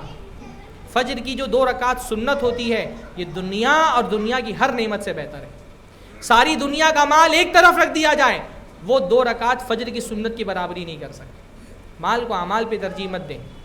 اللہ تعالیٰ یہ نہیں کہتا کہ مومن بندے وہ ہے جو کاروبار ہی نہیں کرتے. اللہ کہتا ہے مومن بندے اللہ کے وہ ہیں جو کاروبار میں اللہ کو نہیں بھولتے. رجال لا تلہیہم تجارۃ ولا بیع عن ذکر اللہ. اللہ کے بندے مرد وہ لوگ ہیں جو اللہ کے ذکر سے اور نمازوں سے تجارت میں غافل نہیں ہوتے. تجارت اور کاروبار ان کو اللہ کے ذکر سے غافل نہیں کرتا. مسجدوں کو اپنے سجدوں سے آباد رکھتے ہیں، دکان کے چکر میں اللہ رب العالمین کے مقابلے میں اپنے کسٹمر کو خدا نہیں سمجھتے. دنیا دار آدمی اس کے لیے اللہ سے زیادہ کسٹمر اہم ہوتا ہے. کسٹمر دکان پہ کھڑا ہے, اللہ تعالیٰ آواز لگوا رہا ہے مؤذن سے, مسجد میں بلا رہا ہے, لیکن اس کے لیے کسٹمر زیادہ اہم ہے. تو مال اس طرح سے بھی ایک نوجوان کے لیے فتنہ بن جاتا ہے. نوجوانی میں سب سے بڑا فتنہ جس کی آزمائش ہوتی ہے وہ ایک نوجوان لڑکے کے لیے عورت کا فتنہ, اور ایک نوجوان لڑکی کے لیے مرد کا فتنہ. جوانی کی عمر میں مرد کے لیے عورت سے بڑا کوئی فتنہ نہیں جو اللہ رب العالمین نے, اللہ کے رسول نے بتایا. اللہ نے فرمایا ما ترکت فتنۃ اضر علی الرجال من النساء, میں نے مردوں پر عورتوں سے بڑا کوئی فتنہ نہیں چھوڑا ہے مردوں کے لیے. مرد کے لیے سب سے بڑا فتنہ عورت ہے. اللہ نے فرمایا ان الدنیا حلوۃ خضیرہ, دنیا بہت میٹھی اور سبز و شاداب ہے. اللہ تعالیٰ نے اس کو فتنوں سے بھر دیا ہے, اور اللہ تعالیٰ اس میں بھیج کر کے تم کو امتحان لینے والا ہے. فاتقوا الدنیا, تو دنیا سے بچو, واتقوا النساء, اور عورتوں سے بچو. ایک مسلمان مرد کے لیے جوانی کی عمر میں سب سے بڑا فتنہ جو اس کا سامنا اس کو ہوتا ہے وہ کیا ہے؟ نوجوان عورتوں کا فتنہ. اسی طرح ایک مسلمان عورت کے لیے دنیا میں بہت بڑا امتحان عقیدے اور عبادات کے بعد کیا ہے؟ اپنی عزت کی حفاظت کرنا. ہاں, عزت کی حفاظت ایک نوجوان عورت کا, ایک مسلمان عورت کے لیے عزت اس کی سب سے قیمتی چیز ہوتی ہے. جنت میں جانے کے لیے اللہ تعالیٰ نے 4 شرطیں رکھی ہیں. اللہ نے فرمایا, اللہ کے رسول صلی اللہ علیہ وسلم نے فرمایا ایّم امراتین صلت خمسہا, جو مسلمان عورت 5 وقت کے روزے رکھ لے, 5 وقت کی نمازیں پڑھ لے, صامت شہرہا, رمضان کی روزے رکھ لے, اور احسنت فرجہا, اپنی عزت کی حفاظت کر لے, اپنی شرمگاہ کی حفاظت کر لے, واطاعت بالہا, اور اپنے شوہر کی فرما برداری کر لے. چوتھا کام سب سے مشکل ہے. ہاں, 4 کام کر لے, نماز پڑھے, روزہ رکھے, عزت کی حفاظت کرے, اور شوہر کی اطاعت کر لے. اللہ قیامت کے دن جنت کے 8 دروازے اس کے لیے کھول دے گا. جس دروازے سے داخل ہونا چاہو داخل ہو جاؤ. مردوں کو اللہ تعالیٰ نے جنت میں جانے کے لیے بہت سارے ٹاسک دیے ہیں, عورتوں کے ٹاسک کم ہیں. عورت کمزور اللہ کی مخلوق ہے, تو اللہ تعالیٰ نے اس کے لیے فیسلٹی رکھی ہے کہ تم کو بہت زیادہ نہیں کرنا جنت میں جانے کے لیے. یہ 4 کام کر لو, جنت کے 8 دروازے اللہ تعالیٰ کھول دے گا. جس دروازے سے داخل ہونا چاہو داخل ہو جاؤ. تو ایک عورت کے لیے بہت بڑا امتحان ہے اس کی عزت کی حفاظت کرنا. تو میری مائیں اور بہنیں, خاص طور پہ جو نوجوان بچیاں آج کے اس اجلاس میں شریک ہیں, میں ان کو یہ پیغام دینا چاہوں گا, جوانی کی اس عمر میں اپنی عزت کی قدر کریں. ایک مومن عورت اپنی عزت کو, اپنے حسن و جمال کو, اپنی خوبصورتی کو اپنے شوہر کی امانت سمجھتی ہے. مومنہ عورت شادی کے بعد ہی صرف اپنے شوہر سے باوفا نہیں ہوتی, اس کی وفاداری شادی سے پہلے سے رہتی. اس کی شادی نہیں ہوئی پر وہ یہ ہمیشہ سمجھتی ہے کہ میری عزت پر, میرے جسم پر, اور صرف جسم کی بات نہیں ہے, میری محبت کے جو احساسات ہیں, میری عشق کا جو شعور ہے, میری جو لو کی فیلنگز ہیں, یہ فیلنگز یہ کوئی پبلک پراپرٹی نہیں ہے کہ میں ہر کسی ایرے گیرے نتو خیرے کو بانٹتے پھروں. وہ یہ سمجھتی ہے کہ اس کی یہ فیلنگز اس کے شوہر کی امانت ہے, اس لیے وہ اس کو بہت سنبھال کر کے رکھتی ہے, چھپا کر کے رکھتی ہے. وہ اس کو ایک خزانہ سمجھ کر کے اس کو بند کر کے رکھتی ہے. اور مسلمان عورت اپنی عزت کا یہ دروازہ, اپنے خزانے کا یہ دروازہ بیک ڈور سے آنے والے چوروں کے لیے نہیں کھولتی. وہ اس کی حفاظت کرتی ہے, اور یہ خزانہ سب سے پہلے اس کے شہزادے کے لیے کھلتا ہے جو نکاح کر کے اس کی زندگی میں آتا ہے. ایک مسلمان عورت کی زندگی میں اس کی پہلی محبت, اس کی آخری محبت اس کا شوہر ہوتا ہے. وہ اپنی عزت کا دروازہ صرف اپنے شوہر کے لیے کھولتی ہے. اس کی ساری فیلنگز اس کے شوہر, یعنی اس لیے آپ دیکھیں گے نا, دنیا میں ایک مومنہ عورت سے بڑی کوئی دولت نہیں ہوتی. اللہ کے نبی صلی اللہ علیہ وسلم سے ایک مرتبہ پوچھا گیا کہ اللہ کے نبی صلی اللہ علیہ وسلم, اگر ہم کو پتہ ہوتا کہ دنیا کا سب سے قیمتی مال کیا ہے تو ہم اس کو سنبھال کر کے رکھتے, بچاتے, اس کو حاصل کرنے کی کوشش کرتے. اللہ کے نبی نے فرمایا سب سے قیمتی مال کیا ہے؟ قلب شاکر, شکر کرنے والا دل, لسان ذاکر, ذکر کرنے والی زبان, وزوجۃ صالحۃ, اور نیک عورت. تعینک علی امر دینک و دنیاک, جو دین اور دنیا کے معاملے میں تمہاری مدد کرتی ہے. نیک عورت سے بڑی دولت دنیا کے اندر کوئی نہیں ہے. اس لیے آپ دیکھتے ہیں کہ ایک آدمی جب کسی نیک اور صالح عورت سے نکاح کرتا ہے, جیسے ہی وہ عورت نکاح میں آتی ہے ایک آدمی غنی ہو جاتا ہے, کیونکہ اس نے مومنہ عورت اور فاسقہ عورت میں کیا فرق ہوتا ہے؟ فاسقہ عورت اپنی محبت کے جذبات شادی سے پہلے ہی 10 لوگوں پہ لٹا چکی ہے, 10 لڑکوں کو گھما چکی ہے. تو اس کی زندگی میں اس کا شوہر پہلا مرد نہیں ہوتا جو اس کی زندگی میں آیا ہے. پر مومنہ عورت تو اپنی عزت کی حفاظت کرتی ہے, اپنی جسم کی حفاظت کرتی ہے, اپنی فیلنگز کی حفاظت کرتی ہے, اور جب اس کی زندگی میں اس کا شوہر آتا ہے نا, اپنی فیلنگز ایسی لٹاتی ہے اپنے شوہر پہ, اس کا شوہر سرسار ہو جاتا ہے. مومنہ عورت کا شوہر اپنے آپ کو غنی محسوس کرتا ہے کیونکہ اس کی بیوی اس کے ساتھ وفادار ہوتی ہے. اس وقت سب سے بڑا ٹارگٹ ہمارے معاشرے کی نوجوان لڑکیاں ہیں, اور یہ ٹارگٹ صرف کفر و شرک کا نہیں ہے, صرف ارتداد کا نہیں ہے, ان کی عزت داؤں پر لگی ہوئی ہے. کبھی فیمنزم کے نام پہ, کبھی لبرلزم کے نام پہ, کبھی ہومو سیکشولیٹی کے نام پہ عورت کو ننگا کرنا, اس کے جسم سے کپڑے چھین لینا جدید تہذیب کا سب سے بڑا مشن ہے. آپ کبھی تصور کریں, دنیا میں اس وقت پچھلے تقریباً 15-20 سالوں سے انسانی تاریخ کا ایک بڑا عجیب واقعہ پیش آ رہا ہے کہ کپڑے کی خاص قسم ہے جو ہر جگہ زیر بحث ہے, نقاب. بھئی نقاب کیا ہے؟ کپڑوں کی قسم میں سے قسم ہے. کبھی کسی انسانی تاریخ میں کوئی کپڑا اتنا زیر بحث نہیں رہا جتنا نقاب پر بحث ہو رہی ہے. بڑے بڑے ملک کے سیاست کے ایوانوں میں کپڑے پر نقاب پہ گفتگو ہو رہی ہے. پارلیمنٹ میں بیٹھ کر کے بڑے بڑے M P M L A assembly میں بیٹھ کر کے دنیا بھر کے مسائل چھوڑ کر کے حجاب پر بحث کر رہے ہیں. ہمارے ملک میں کئی گھنٹوں تک ٹی وی پر حجاب پر بحث ہو رہی ہے. حجاب سے کتنا پرابلم ہے دنیا کو؟ ہاں, یہ نقاب پہننے والی عورتیں کوئی دہشت گرد تھوڑی نہ ہے. اتنا بڑا پرابلم نقاب پہننے والی عورتوں سے کیوں ہے؟ کیونکہ یہ حجاب ایک مسلمان عورت کی عزت کی علامت ہے. ایک مسلمان عورت جب حجاب پہن کر کے نکلتی ہے, وہ اس بات کا اعلان کر رہی ہوتی کہ اس نے اس تہذیب زنا کو ریجیکٹ کر دیا ہے. یہ تہذیب جو زنا کی تہذیب ہے, جو معاشرے میں فحاشی پھیلانا چاہتی ہے, جو انسان کو ننگا کرنا چاہتی ہے, جو عورت کو بازار میں نمائش کی چیز بنا دینا چاہتی ہے, ایک مسلمان عورت جب حجاب پہنتی ہے نا, وہ اس تہذیب زنا کے خلاف بغاوت کا علم بلند کرتی ہے. یہ نقاب صرف نقاب نہیں ہے جو آپ پہنتی ہیں, یہ نقاب اس تہذیب زنا کے خلاف بغاوت کا ایک پرچم ہے جو آپ نے اٹھایا ہوا ہے. اسی لیے اس دور میں نقاب پہننا جہاد ہے. وہ مسلمان عورت مجاہدہ ہے جو نقاب پہن کر کے گھر سے باہر نکلتی ہے. اپنی عزت کی حفاظت کریں, اس عزت پر کسی کی نظر نہ آنے دیں. میری بہنوں, آپ کی عزت بہت قیمتی چیز ہے. ہاں, اس عزت کی قدر کریں. اسلام میں مسلمان عورت تو اس کا مقام بہت بلند ہے. مسلمان عورت پھول کی طرح ہے. ہاں, جیسے پھول بہت حسین ہوتا ہے نا, تو اللہ تعالیٰ نے پھول کی حفاظت کے لیے کیا کیا ہے؟ کانٹوں کا پروٹیکشن لگا دیا ہے نا. پھول جتنا حسین ہوتا ہے, کانٹے اتنا ہی اس کی حفاظت کرتے ہیں. ایسے ہی مسلمان عورت ایک پھول کی طرح ہے. اس پھول تک کوئی ہاتھ پہنچنا چاہتا ہے, اس کے اولیاء وہ کانٹے ہیں, ہاں, جو پھول کی حفاظت کرتے ہیں. مسلمان عورت اپنی عزت کا دروازہ وہ بیک ڈور سے آنے والے چوروں کے لیے نہیں. مسلمان عورت تو ایک شہزادی ہے. ہاں, وہ اپنے سنگھاسن پر بیٹھی ہوئی ہے. اس سے جو نکاح کرنا چاہے گا وہ بیک ڈور سے آ کر کے اس کو نکاح کا پیغام نہیں دے گا, وہ فرنٹ والے ڈور سے آئے گا. مسلمان عورت سے کسی کو نکاح کرنا ہے تو اس کے لیے عشقیہ خط نہیں لکھے گا, لو لیٹرز نہیں لکھے گا. جو واقعتاً آپ سے محبت کرے گا, محبت کرنے والا بیک ڈور سے آ کر کے آپ کی عزت پہ ہاتھ نہیں ڈالے گا. وہ آپ کے ولی سے بات کرے گا, آپ کے باپ سے بات کرے گا, آپ کے بھائی سے بات کرے گا, حلال طریقے سے آپ کو نکاح میں لے جائے گا, آپ کو جہنم میں جانے سے بچائے گا. یہ لڑکے جو لمبے لمبے خط لکھ کر کے بھیجتے ہیں نا, ہاں, جو تعریف کے پل باندھ دیتے ہیں, ہاں, جو رنگ برنگے اشعار لکھ کر کے بیچتے ہیں, آپ سے محبت کرنے والے نہیں ہیں. محبت کرنے والا آپ کو جہنم کی وادی میں ڈھکیلے گا, آپ کی عزت پر ہاتھ ڈال کر کے آپ کو داغدار کرے گا. اللہ کے نبی صلی اللہ علیہ وسلم نے فرمایا کہ میں نے جہنم میں تندور دیکھا, اور دیکھا اس تندور میں ننگے مرد اور ننگی عورتیں جلائی جا رہی ہیں. میں نے پوچھا یہ کون لوگ ہیں؟ تو فرمایا یہ آپ کی امت کے زانی ہیں, زناکار مرد اور زناکار عورتیں. جو آپ سے محبت کرے گا وہ آپ کو جہنم کے راستے پر چلنے کی دعوت نہیں دے گا. مسلمان لڑکی اصل میں بہت بھولی, عورتیں عام طور پہ بہت بھولی والی ہوتی ہیں.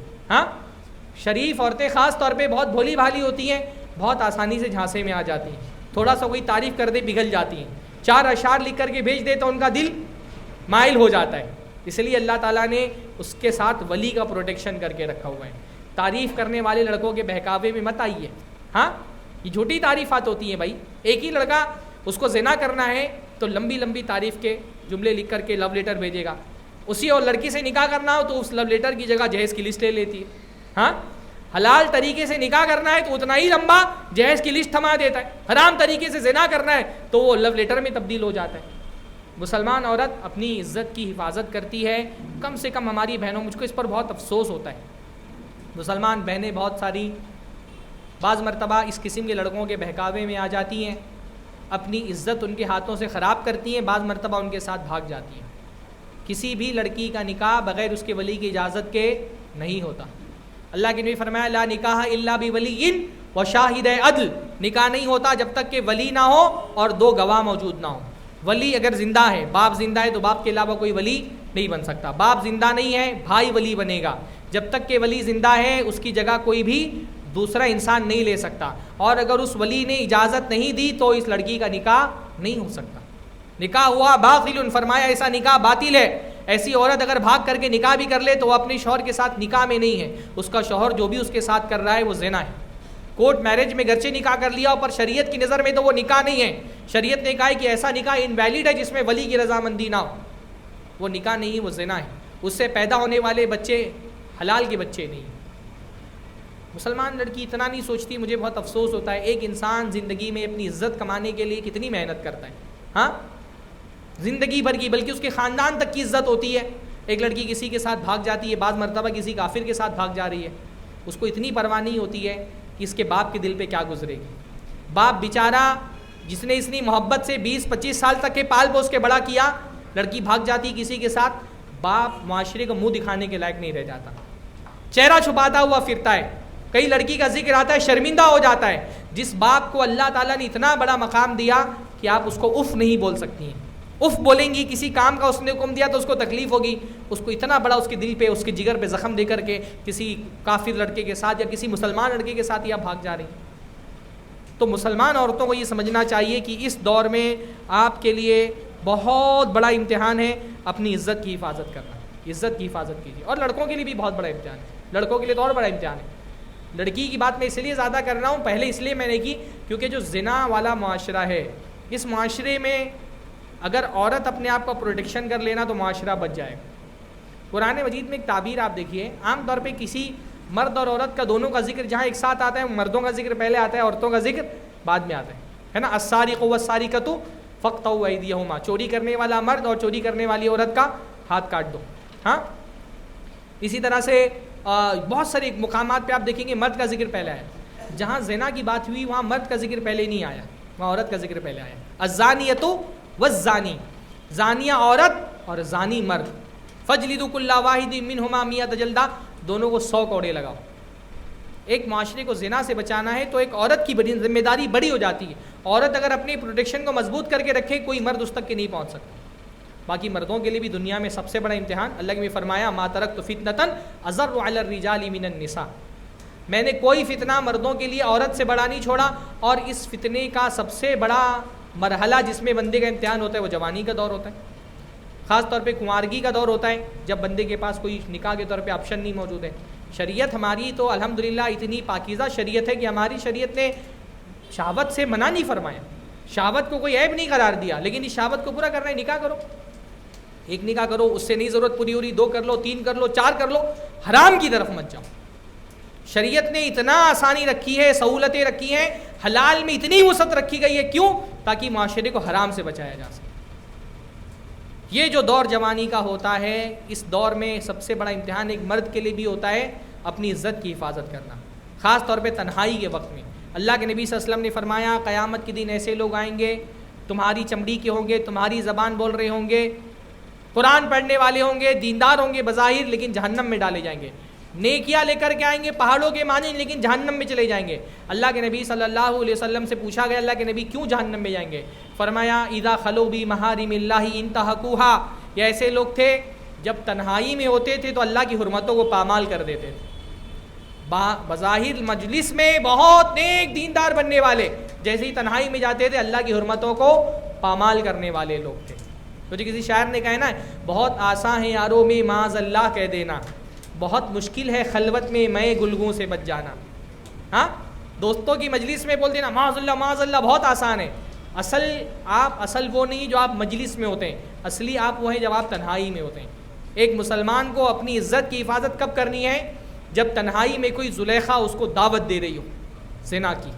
ہاں، اور آج کل یہ تنہائی مجلس کی تنہائی نہیں ہوتی ہے، یہ تنہائی بعض مرتبہ واٹس ایپ کی تنہائی ہوتی ہے، انسٹاگرام کے ڈی ایم کی بھی تنہائی ہوتی ہے, فیس بک کے میسنجر کی تنہائی ہوتی ہے, وہاں بھی کوئی حسین و جمیل عورت دعوت دے رہی ہوتی ہے, ہاں وہاں بھی کوئی حسین اور جمیل عورت ہی تلک بول رہی ہوتی ہے. اس وقت ایک مسلمان کا جملہ کیا ہونا چاہیے؟ وہی جملہ جو حضرت یوسف علیہ السلام نے کہا تھا, معاذ اللہ, میں اللہ تعالیٰ کی پناہ چاہتا ہوں. واللہ یہ تقوی کا بہت بڑا درجہ ہے, آدمی تنہائی کے گناہوں سے بچ جائے. اس لیے نوجوانوں اپنی تنہائی کو اچھا بنا لو. آپ اصل میں وہ ہیں جو آپ تنہائی میں, اللہ کے نبی اس لیے فرمایا اللہ تعالیٰ جنت میں عرش, اللہ تعالیٰ قیامت کی دن عرش کے سائے کے نیچے جن لوگوں کو جگہ دے گا ان میں سے کون ہوگا؟ جس نے تنہائی میں اپنی عزت کی حفاظت کر لی. کوئی حسین و جمیل عورت زنا کی دعوت دے رہی تھی, تنہائی میں اپنے آپ کو بچا لے گیا. اللہ تعالیٰ کو اتنا محبوب ہے کہ اللہ تعالیٰ نے اس کے لیے اسپیشل جگہ رکھی ہے. جب قیامت کے دن سارے لوگ سورج کی تپش میں جل رہے ہوں گے, اللہ تعالیٰ ایسے بندے کو اپنے عرش کے نیچے جگہ دے گا. اللہ ہم سب کو بھی ان عظیم بندوں میں شامل فرمائیں. یہ کب ہوگا؟ جب بندہ تنہائی میں اللہ تعالیٰ سے ڈر جائے. حضرت یوسف علیہ السلام ہمارا قدوہ ہے اس معاملے میں, وہ ہمارا اسوہ ہے. ایک مسلمان حضرت یوسف کی طرح ہوتا ہے, ہاں, اور اسی امت میں لوگ گزرے. ابھی میں جلدی ایک کتاب میں نے واقعہ پڑھا بغداد کا. بغداد کے شہر میں ایک بڑا نیک آدمی دودھ بیچنے کا کاروبار کرتا تھا. صبح صبح گھروں میں دودھ لے کر کے جاتا تھا. ایک گھر میں دودھ لے کر کے وہ گیا, اندر سے خاتون کی آواز آئی کہ میرے گھر میں کوئی مرد نہیں ہے, آپ اندر آ کر کے دودھ رکھ دیں. ہاں, صبح کا وقت تھا, وہ اللہ کا بندہ دودھ لے کر کے گیا. عورت نے کہا اندر لا کر کے رکھ دیں. وہ اندر دودھ رکھنے کے لیے گیا, عورت نے پیچھے سے دروازہ بند کر دیا. دروازہ بند کر دیا اور زنا کی طرف دعوت دی اور دھمکی دی کہ اگر اپنی عزت میرے ہاتھوں سے پامال نہیں کرو گے میں شور مچاؤں گی کہ تم میری عزت لوٹنے کے لیے آئے ہو. آدمی پھنس گیا, ایک طرف کنواں دوسری طرف کھائی, ایک طرف دین دوسری طرف عزت. آدمی نے کہا ٹھیک ہے, تمہاری چاہت پوری کرنے کے لیے میں تیار ہوں, لیکن اس وقت مجھے قضائے حاجت کی ضرورت ہے, ٹوائلٹ کا راستہ مجھے بتا دو کہیں. عورت نے کہا فلاں جگہ ہے, جاؤ. آدمی گیا اندر اس ٹوائلٹ میں. ٹوائلٹ میں پہلے گندگیاں پڑی ہوتی تھی نا, گندی اٹھا کر کے اپنے جسم پہ مل لی, اپنے جسم پر لگا لیا. اسی حالت میں باہر نکلا, کہا ضرورت پوری کر لو اپنی. عورت گھن کھا گئی, اس نے دروازہ کھولا, بھگا دیا باہر. بندہ جب اپنی عزت کی حفاظت کی کوشش کرتا ہے اللہ تعالیٰ اس کی مدد کرتا ہے. حضرت یوسف کے بارے میں اللہ تعالیٰ نے کیا فرمایا؟ فَهَمَّ بِهِ وَهَمَّتْ بِهَا, تھوڑا سا ایک ارادہ سا تو پیدا ہو گیا تھا حضرت یوسف علیہ السلام کے دل میں. لولا ارا برہان ربی, اگر انہوں نے اللہ کے برہان کو نہیں دیکھا ہوتا تو. ہاں, کیا برہان تھا؟ مفسرین نے الگ الگ باتیں کہی ہیں, لیکن کوئی صحیح ترین قول حدیث کا موجود نہیں ہے, لیکن کوئی یہ چیز تھی جو اللہ تعالیٰ نے حضرت یوسف کو دکھا دی. انہوں نے اپنی عزت کی حفاظت کری. جوانی کے دور میں اپنی عزت کی حفاظت کرنا ایک نوجوان کے لیے بہت اہم ترین چیز ہوتی ہے. مومن بندہ اپنی جذبات کو اپنی بیوی کے لیے محدود رکھتا ہے, باقی جنت میں تو حوریں ہیں ہی انشاءاللہ تعالی. ہاں, بندہ دنیا میں حرام سے کیوں بچتا ہے؟ کیونکہ اس کو امید ہے کہ یہاں میں حرام سے بچ گیا تو اللہ تعالیٰ نے جنت میں اس کا بہترین سبسٹیوٹ ہمارے لیے دے رکھا ہے. دنیا میں جو بندہ اپنے آپ کو اس قسم کی چیزوں سے بچا لیتا ہے, جنت میں انشاءاللہ تعالیٰ اس کا بہترین بدلہ اس کو دے گا. جب روزہ ہم کو لگتا ہے, ہم بھوکے پیاسے رہتے ہیں, کھانا سامنے ہوتا, کیوں نہیں کھاتے؟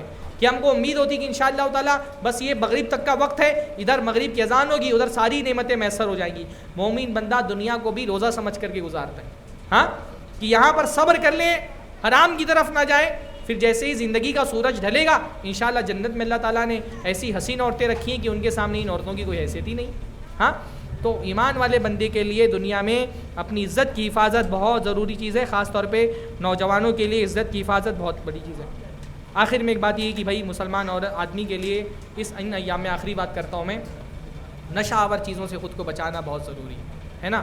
ہمارے ملک کے بہت بڑے پرابلمس میں سے ایک پرابلم ہے گٹکا, تمباکو, سگریٹ, ڈرگس کی جو الگ الگ شکلیں, یہ نوجوانوں کی زندگی کو تباہ و برباد کر دینے والی ہیں.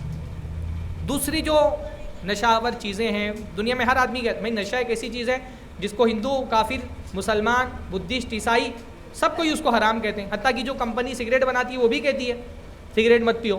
ہاں, منع ہر کوئی کرتا ہے, پر مسلمان نشے سے بچنے کے لیے اس کا جو اپروچ ہے وہ کافر کے اپروچ سے الگ ہے.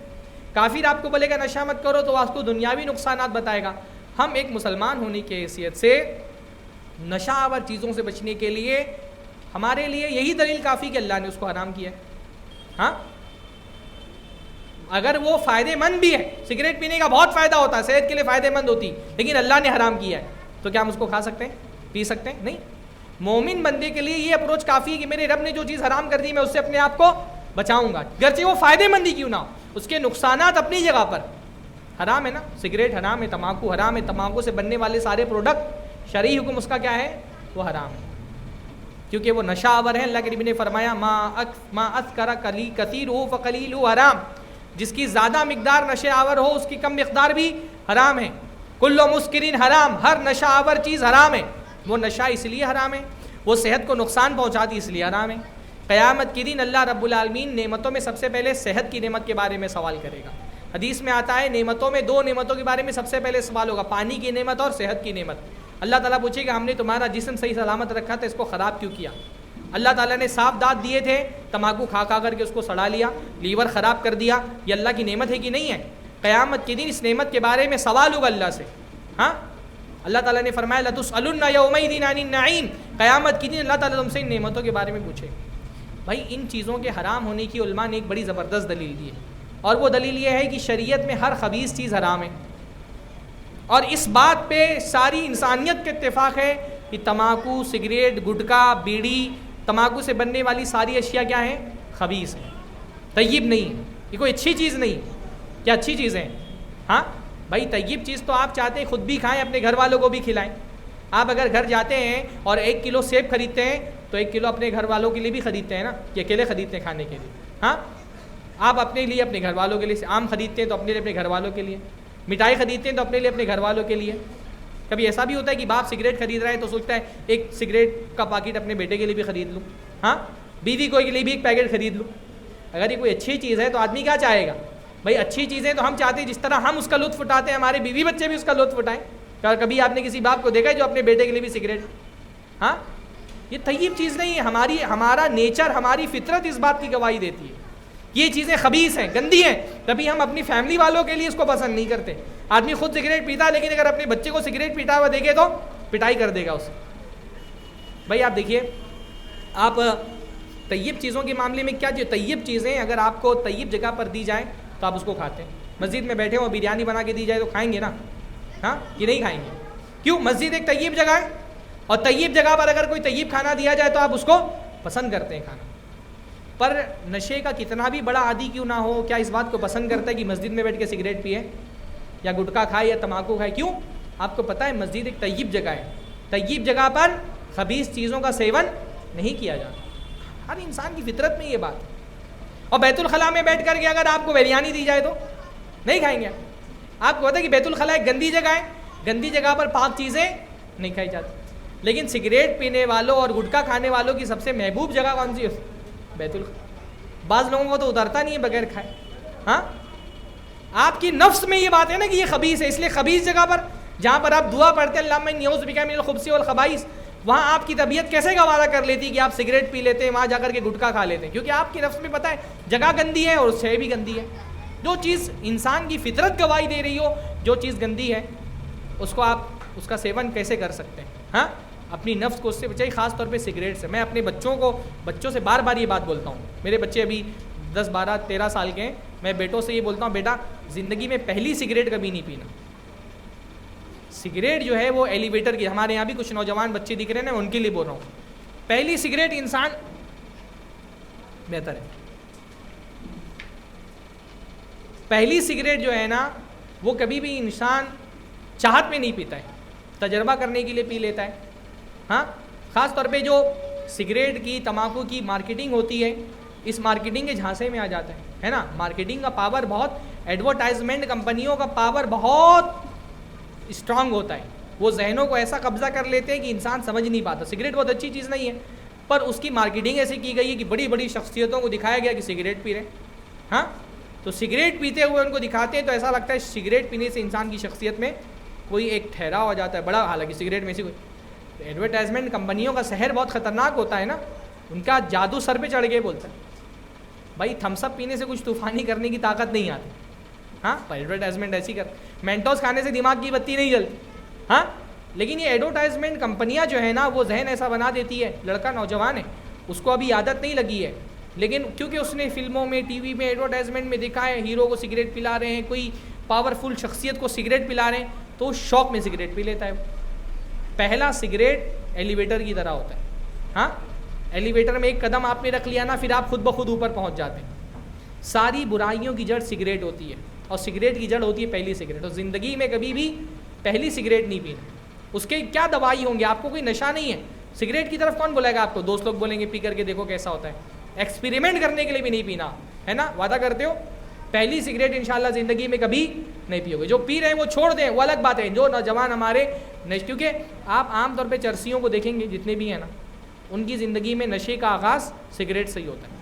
سگریٹ پیتے پیتے کسی نے سگریٹ میں کچھ نشہ آور چیز ڈال کر کے دی، اچھے لگنے لگی. اور نشے کا معاملہ یہ ہوتا ہے کہ انسان ایک مرحلے میں کبھی نہیں رہتا، نشہ بڑھتے بڑھتے انسانوں کی زندگی تباہ کر دیتا ہے. تو جوانی کے اس عالم میں ایک چیز جس کی آپ کو حفاظت کرنا ہے وہ اپنی صحت ہے. اور صحت کو اور دین کو خراب کرنے والی بہت خطرناک چیز کیا ہے؟ سگریٹ، تمباکو، بیڑی اور اس طرح کی دوسری اشیاء. بہرحال یہ کچھ منتشر باتیں تھیں ہمارے نوجوانوں کے لیے جن کو میں نے جمع کر کے آپ کے سامنے رکھا. اللہ تعالیٰ ہم کو جوانی کی حفاظت کرنے کی توفیق نصیب فرمائے. میں بھی الحمدللہ جوانی ہی کے مرحلے میں ہوں، اس لیے مجھے کوئی بولتا ہے شیخ نوجوانوں کا کردار پہ گفتگو کرنی، تو میں بولتا ہوں عنوان ایسے رکھ دو، ہم نوجوانوں کا کردار. ہاں، تو اللہ تعالیٰ مجھے بھی اپنی عزت کی، اپنے دین کی، اپنی توانائیوں کی، اپنی صلاحیتوں کی حفاظت کرنے کی توفیق نصیب فرمائے. اس کو مناسب جگہ پہ لگانے کے لیے توفیق نصیب فرمائے. ہم نوجوان اس امت کا سرمایہ ہیں. اس امت کو اللہ تعالیٰ نے خیر امت کہا ہے. اس کا کام انسانیت کو جہنم سے بچانا ہے. ہمارے ذمے اللہ تعالیٰ نے بہت بڑی ذمہ داری ڈالی ہے. دنیا جہنم میں جا رہی ہے، ہمارا کام ان کو جہنم سے بچانا ہے. ہم اس کو چھوڑ کر کے پب جی پہ لڑکیوں کو ریسکیو کر رہے ہیں. ہاں، ہمارا کام پوری انسانیت کو ریسکیو کرنا ہے. ہاں، یہ پوری انسانیت جہنم کی طرف جا رہی ہے، ان کو جہنم سے بچانا ہماری ذمہ داری. ہم پب جی کھیل کر کے گیم کے لیول فتح کر رہے ہیں. ہمارے صحابہ ملک فتح کر کے خوش ہوتے تھے، ہمارے نوجوان ببل گیمز میں لیول فتح کر کے خوش ہو رہے ہیں. اللہ تعالیٰ ہم کو اپنی ذمہ داریوں کی عظمت کو سمجھنے کی اور ان کو ادا کرنے کی توفیق نصیب فرمائیں. اقول قولی ھذا واستغفر اللہ لی ولکم ولسائر المسلمین واستغفروہ ان الغفور الرحیم. وآخر دعوانا الحمد للہ رب العالمین. السلام علیکم ورحمۃ اللہ وبرکاتہ.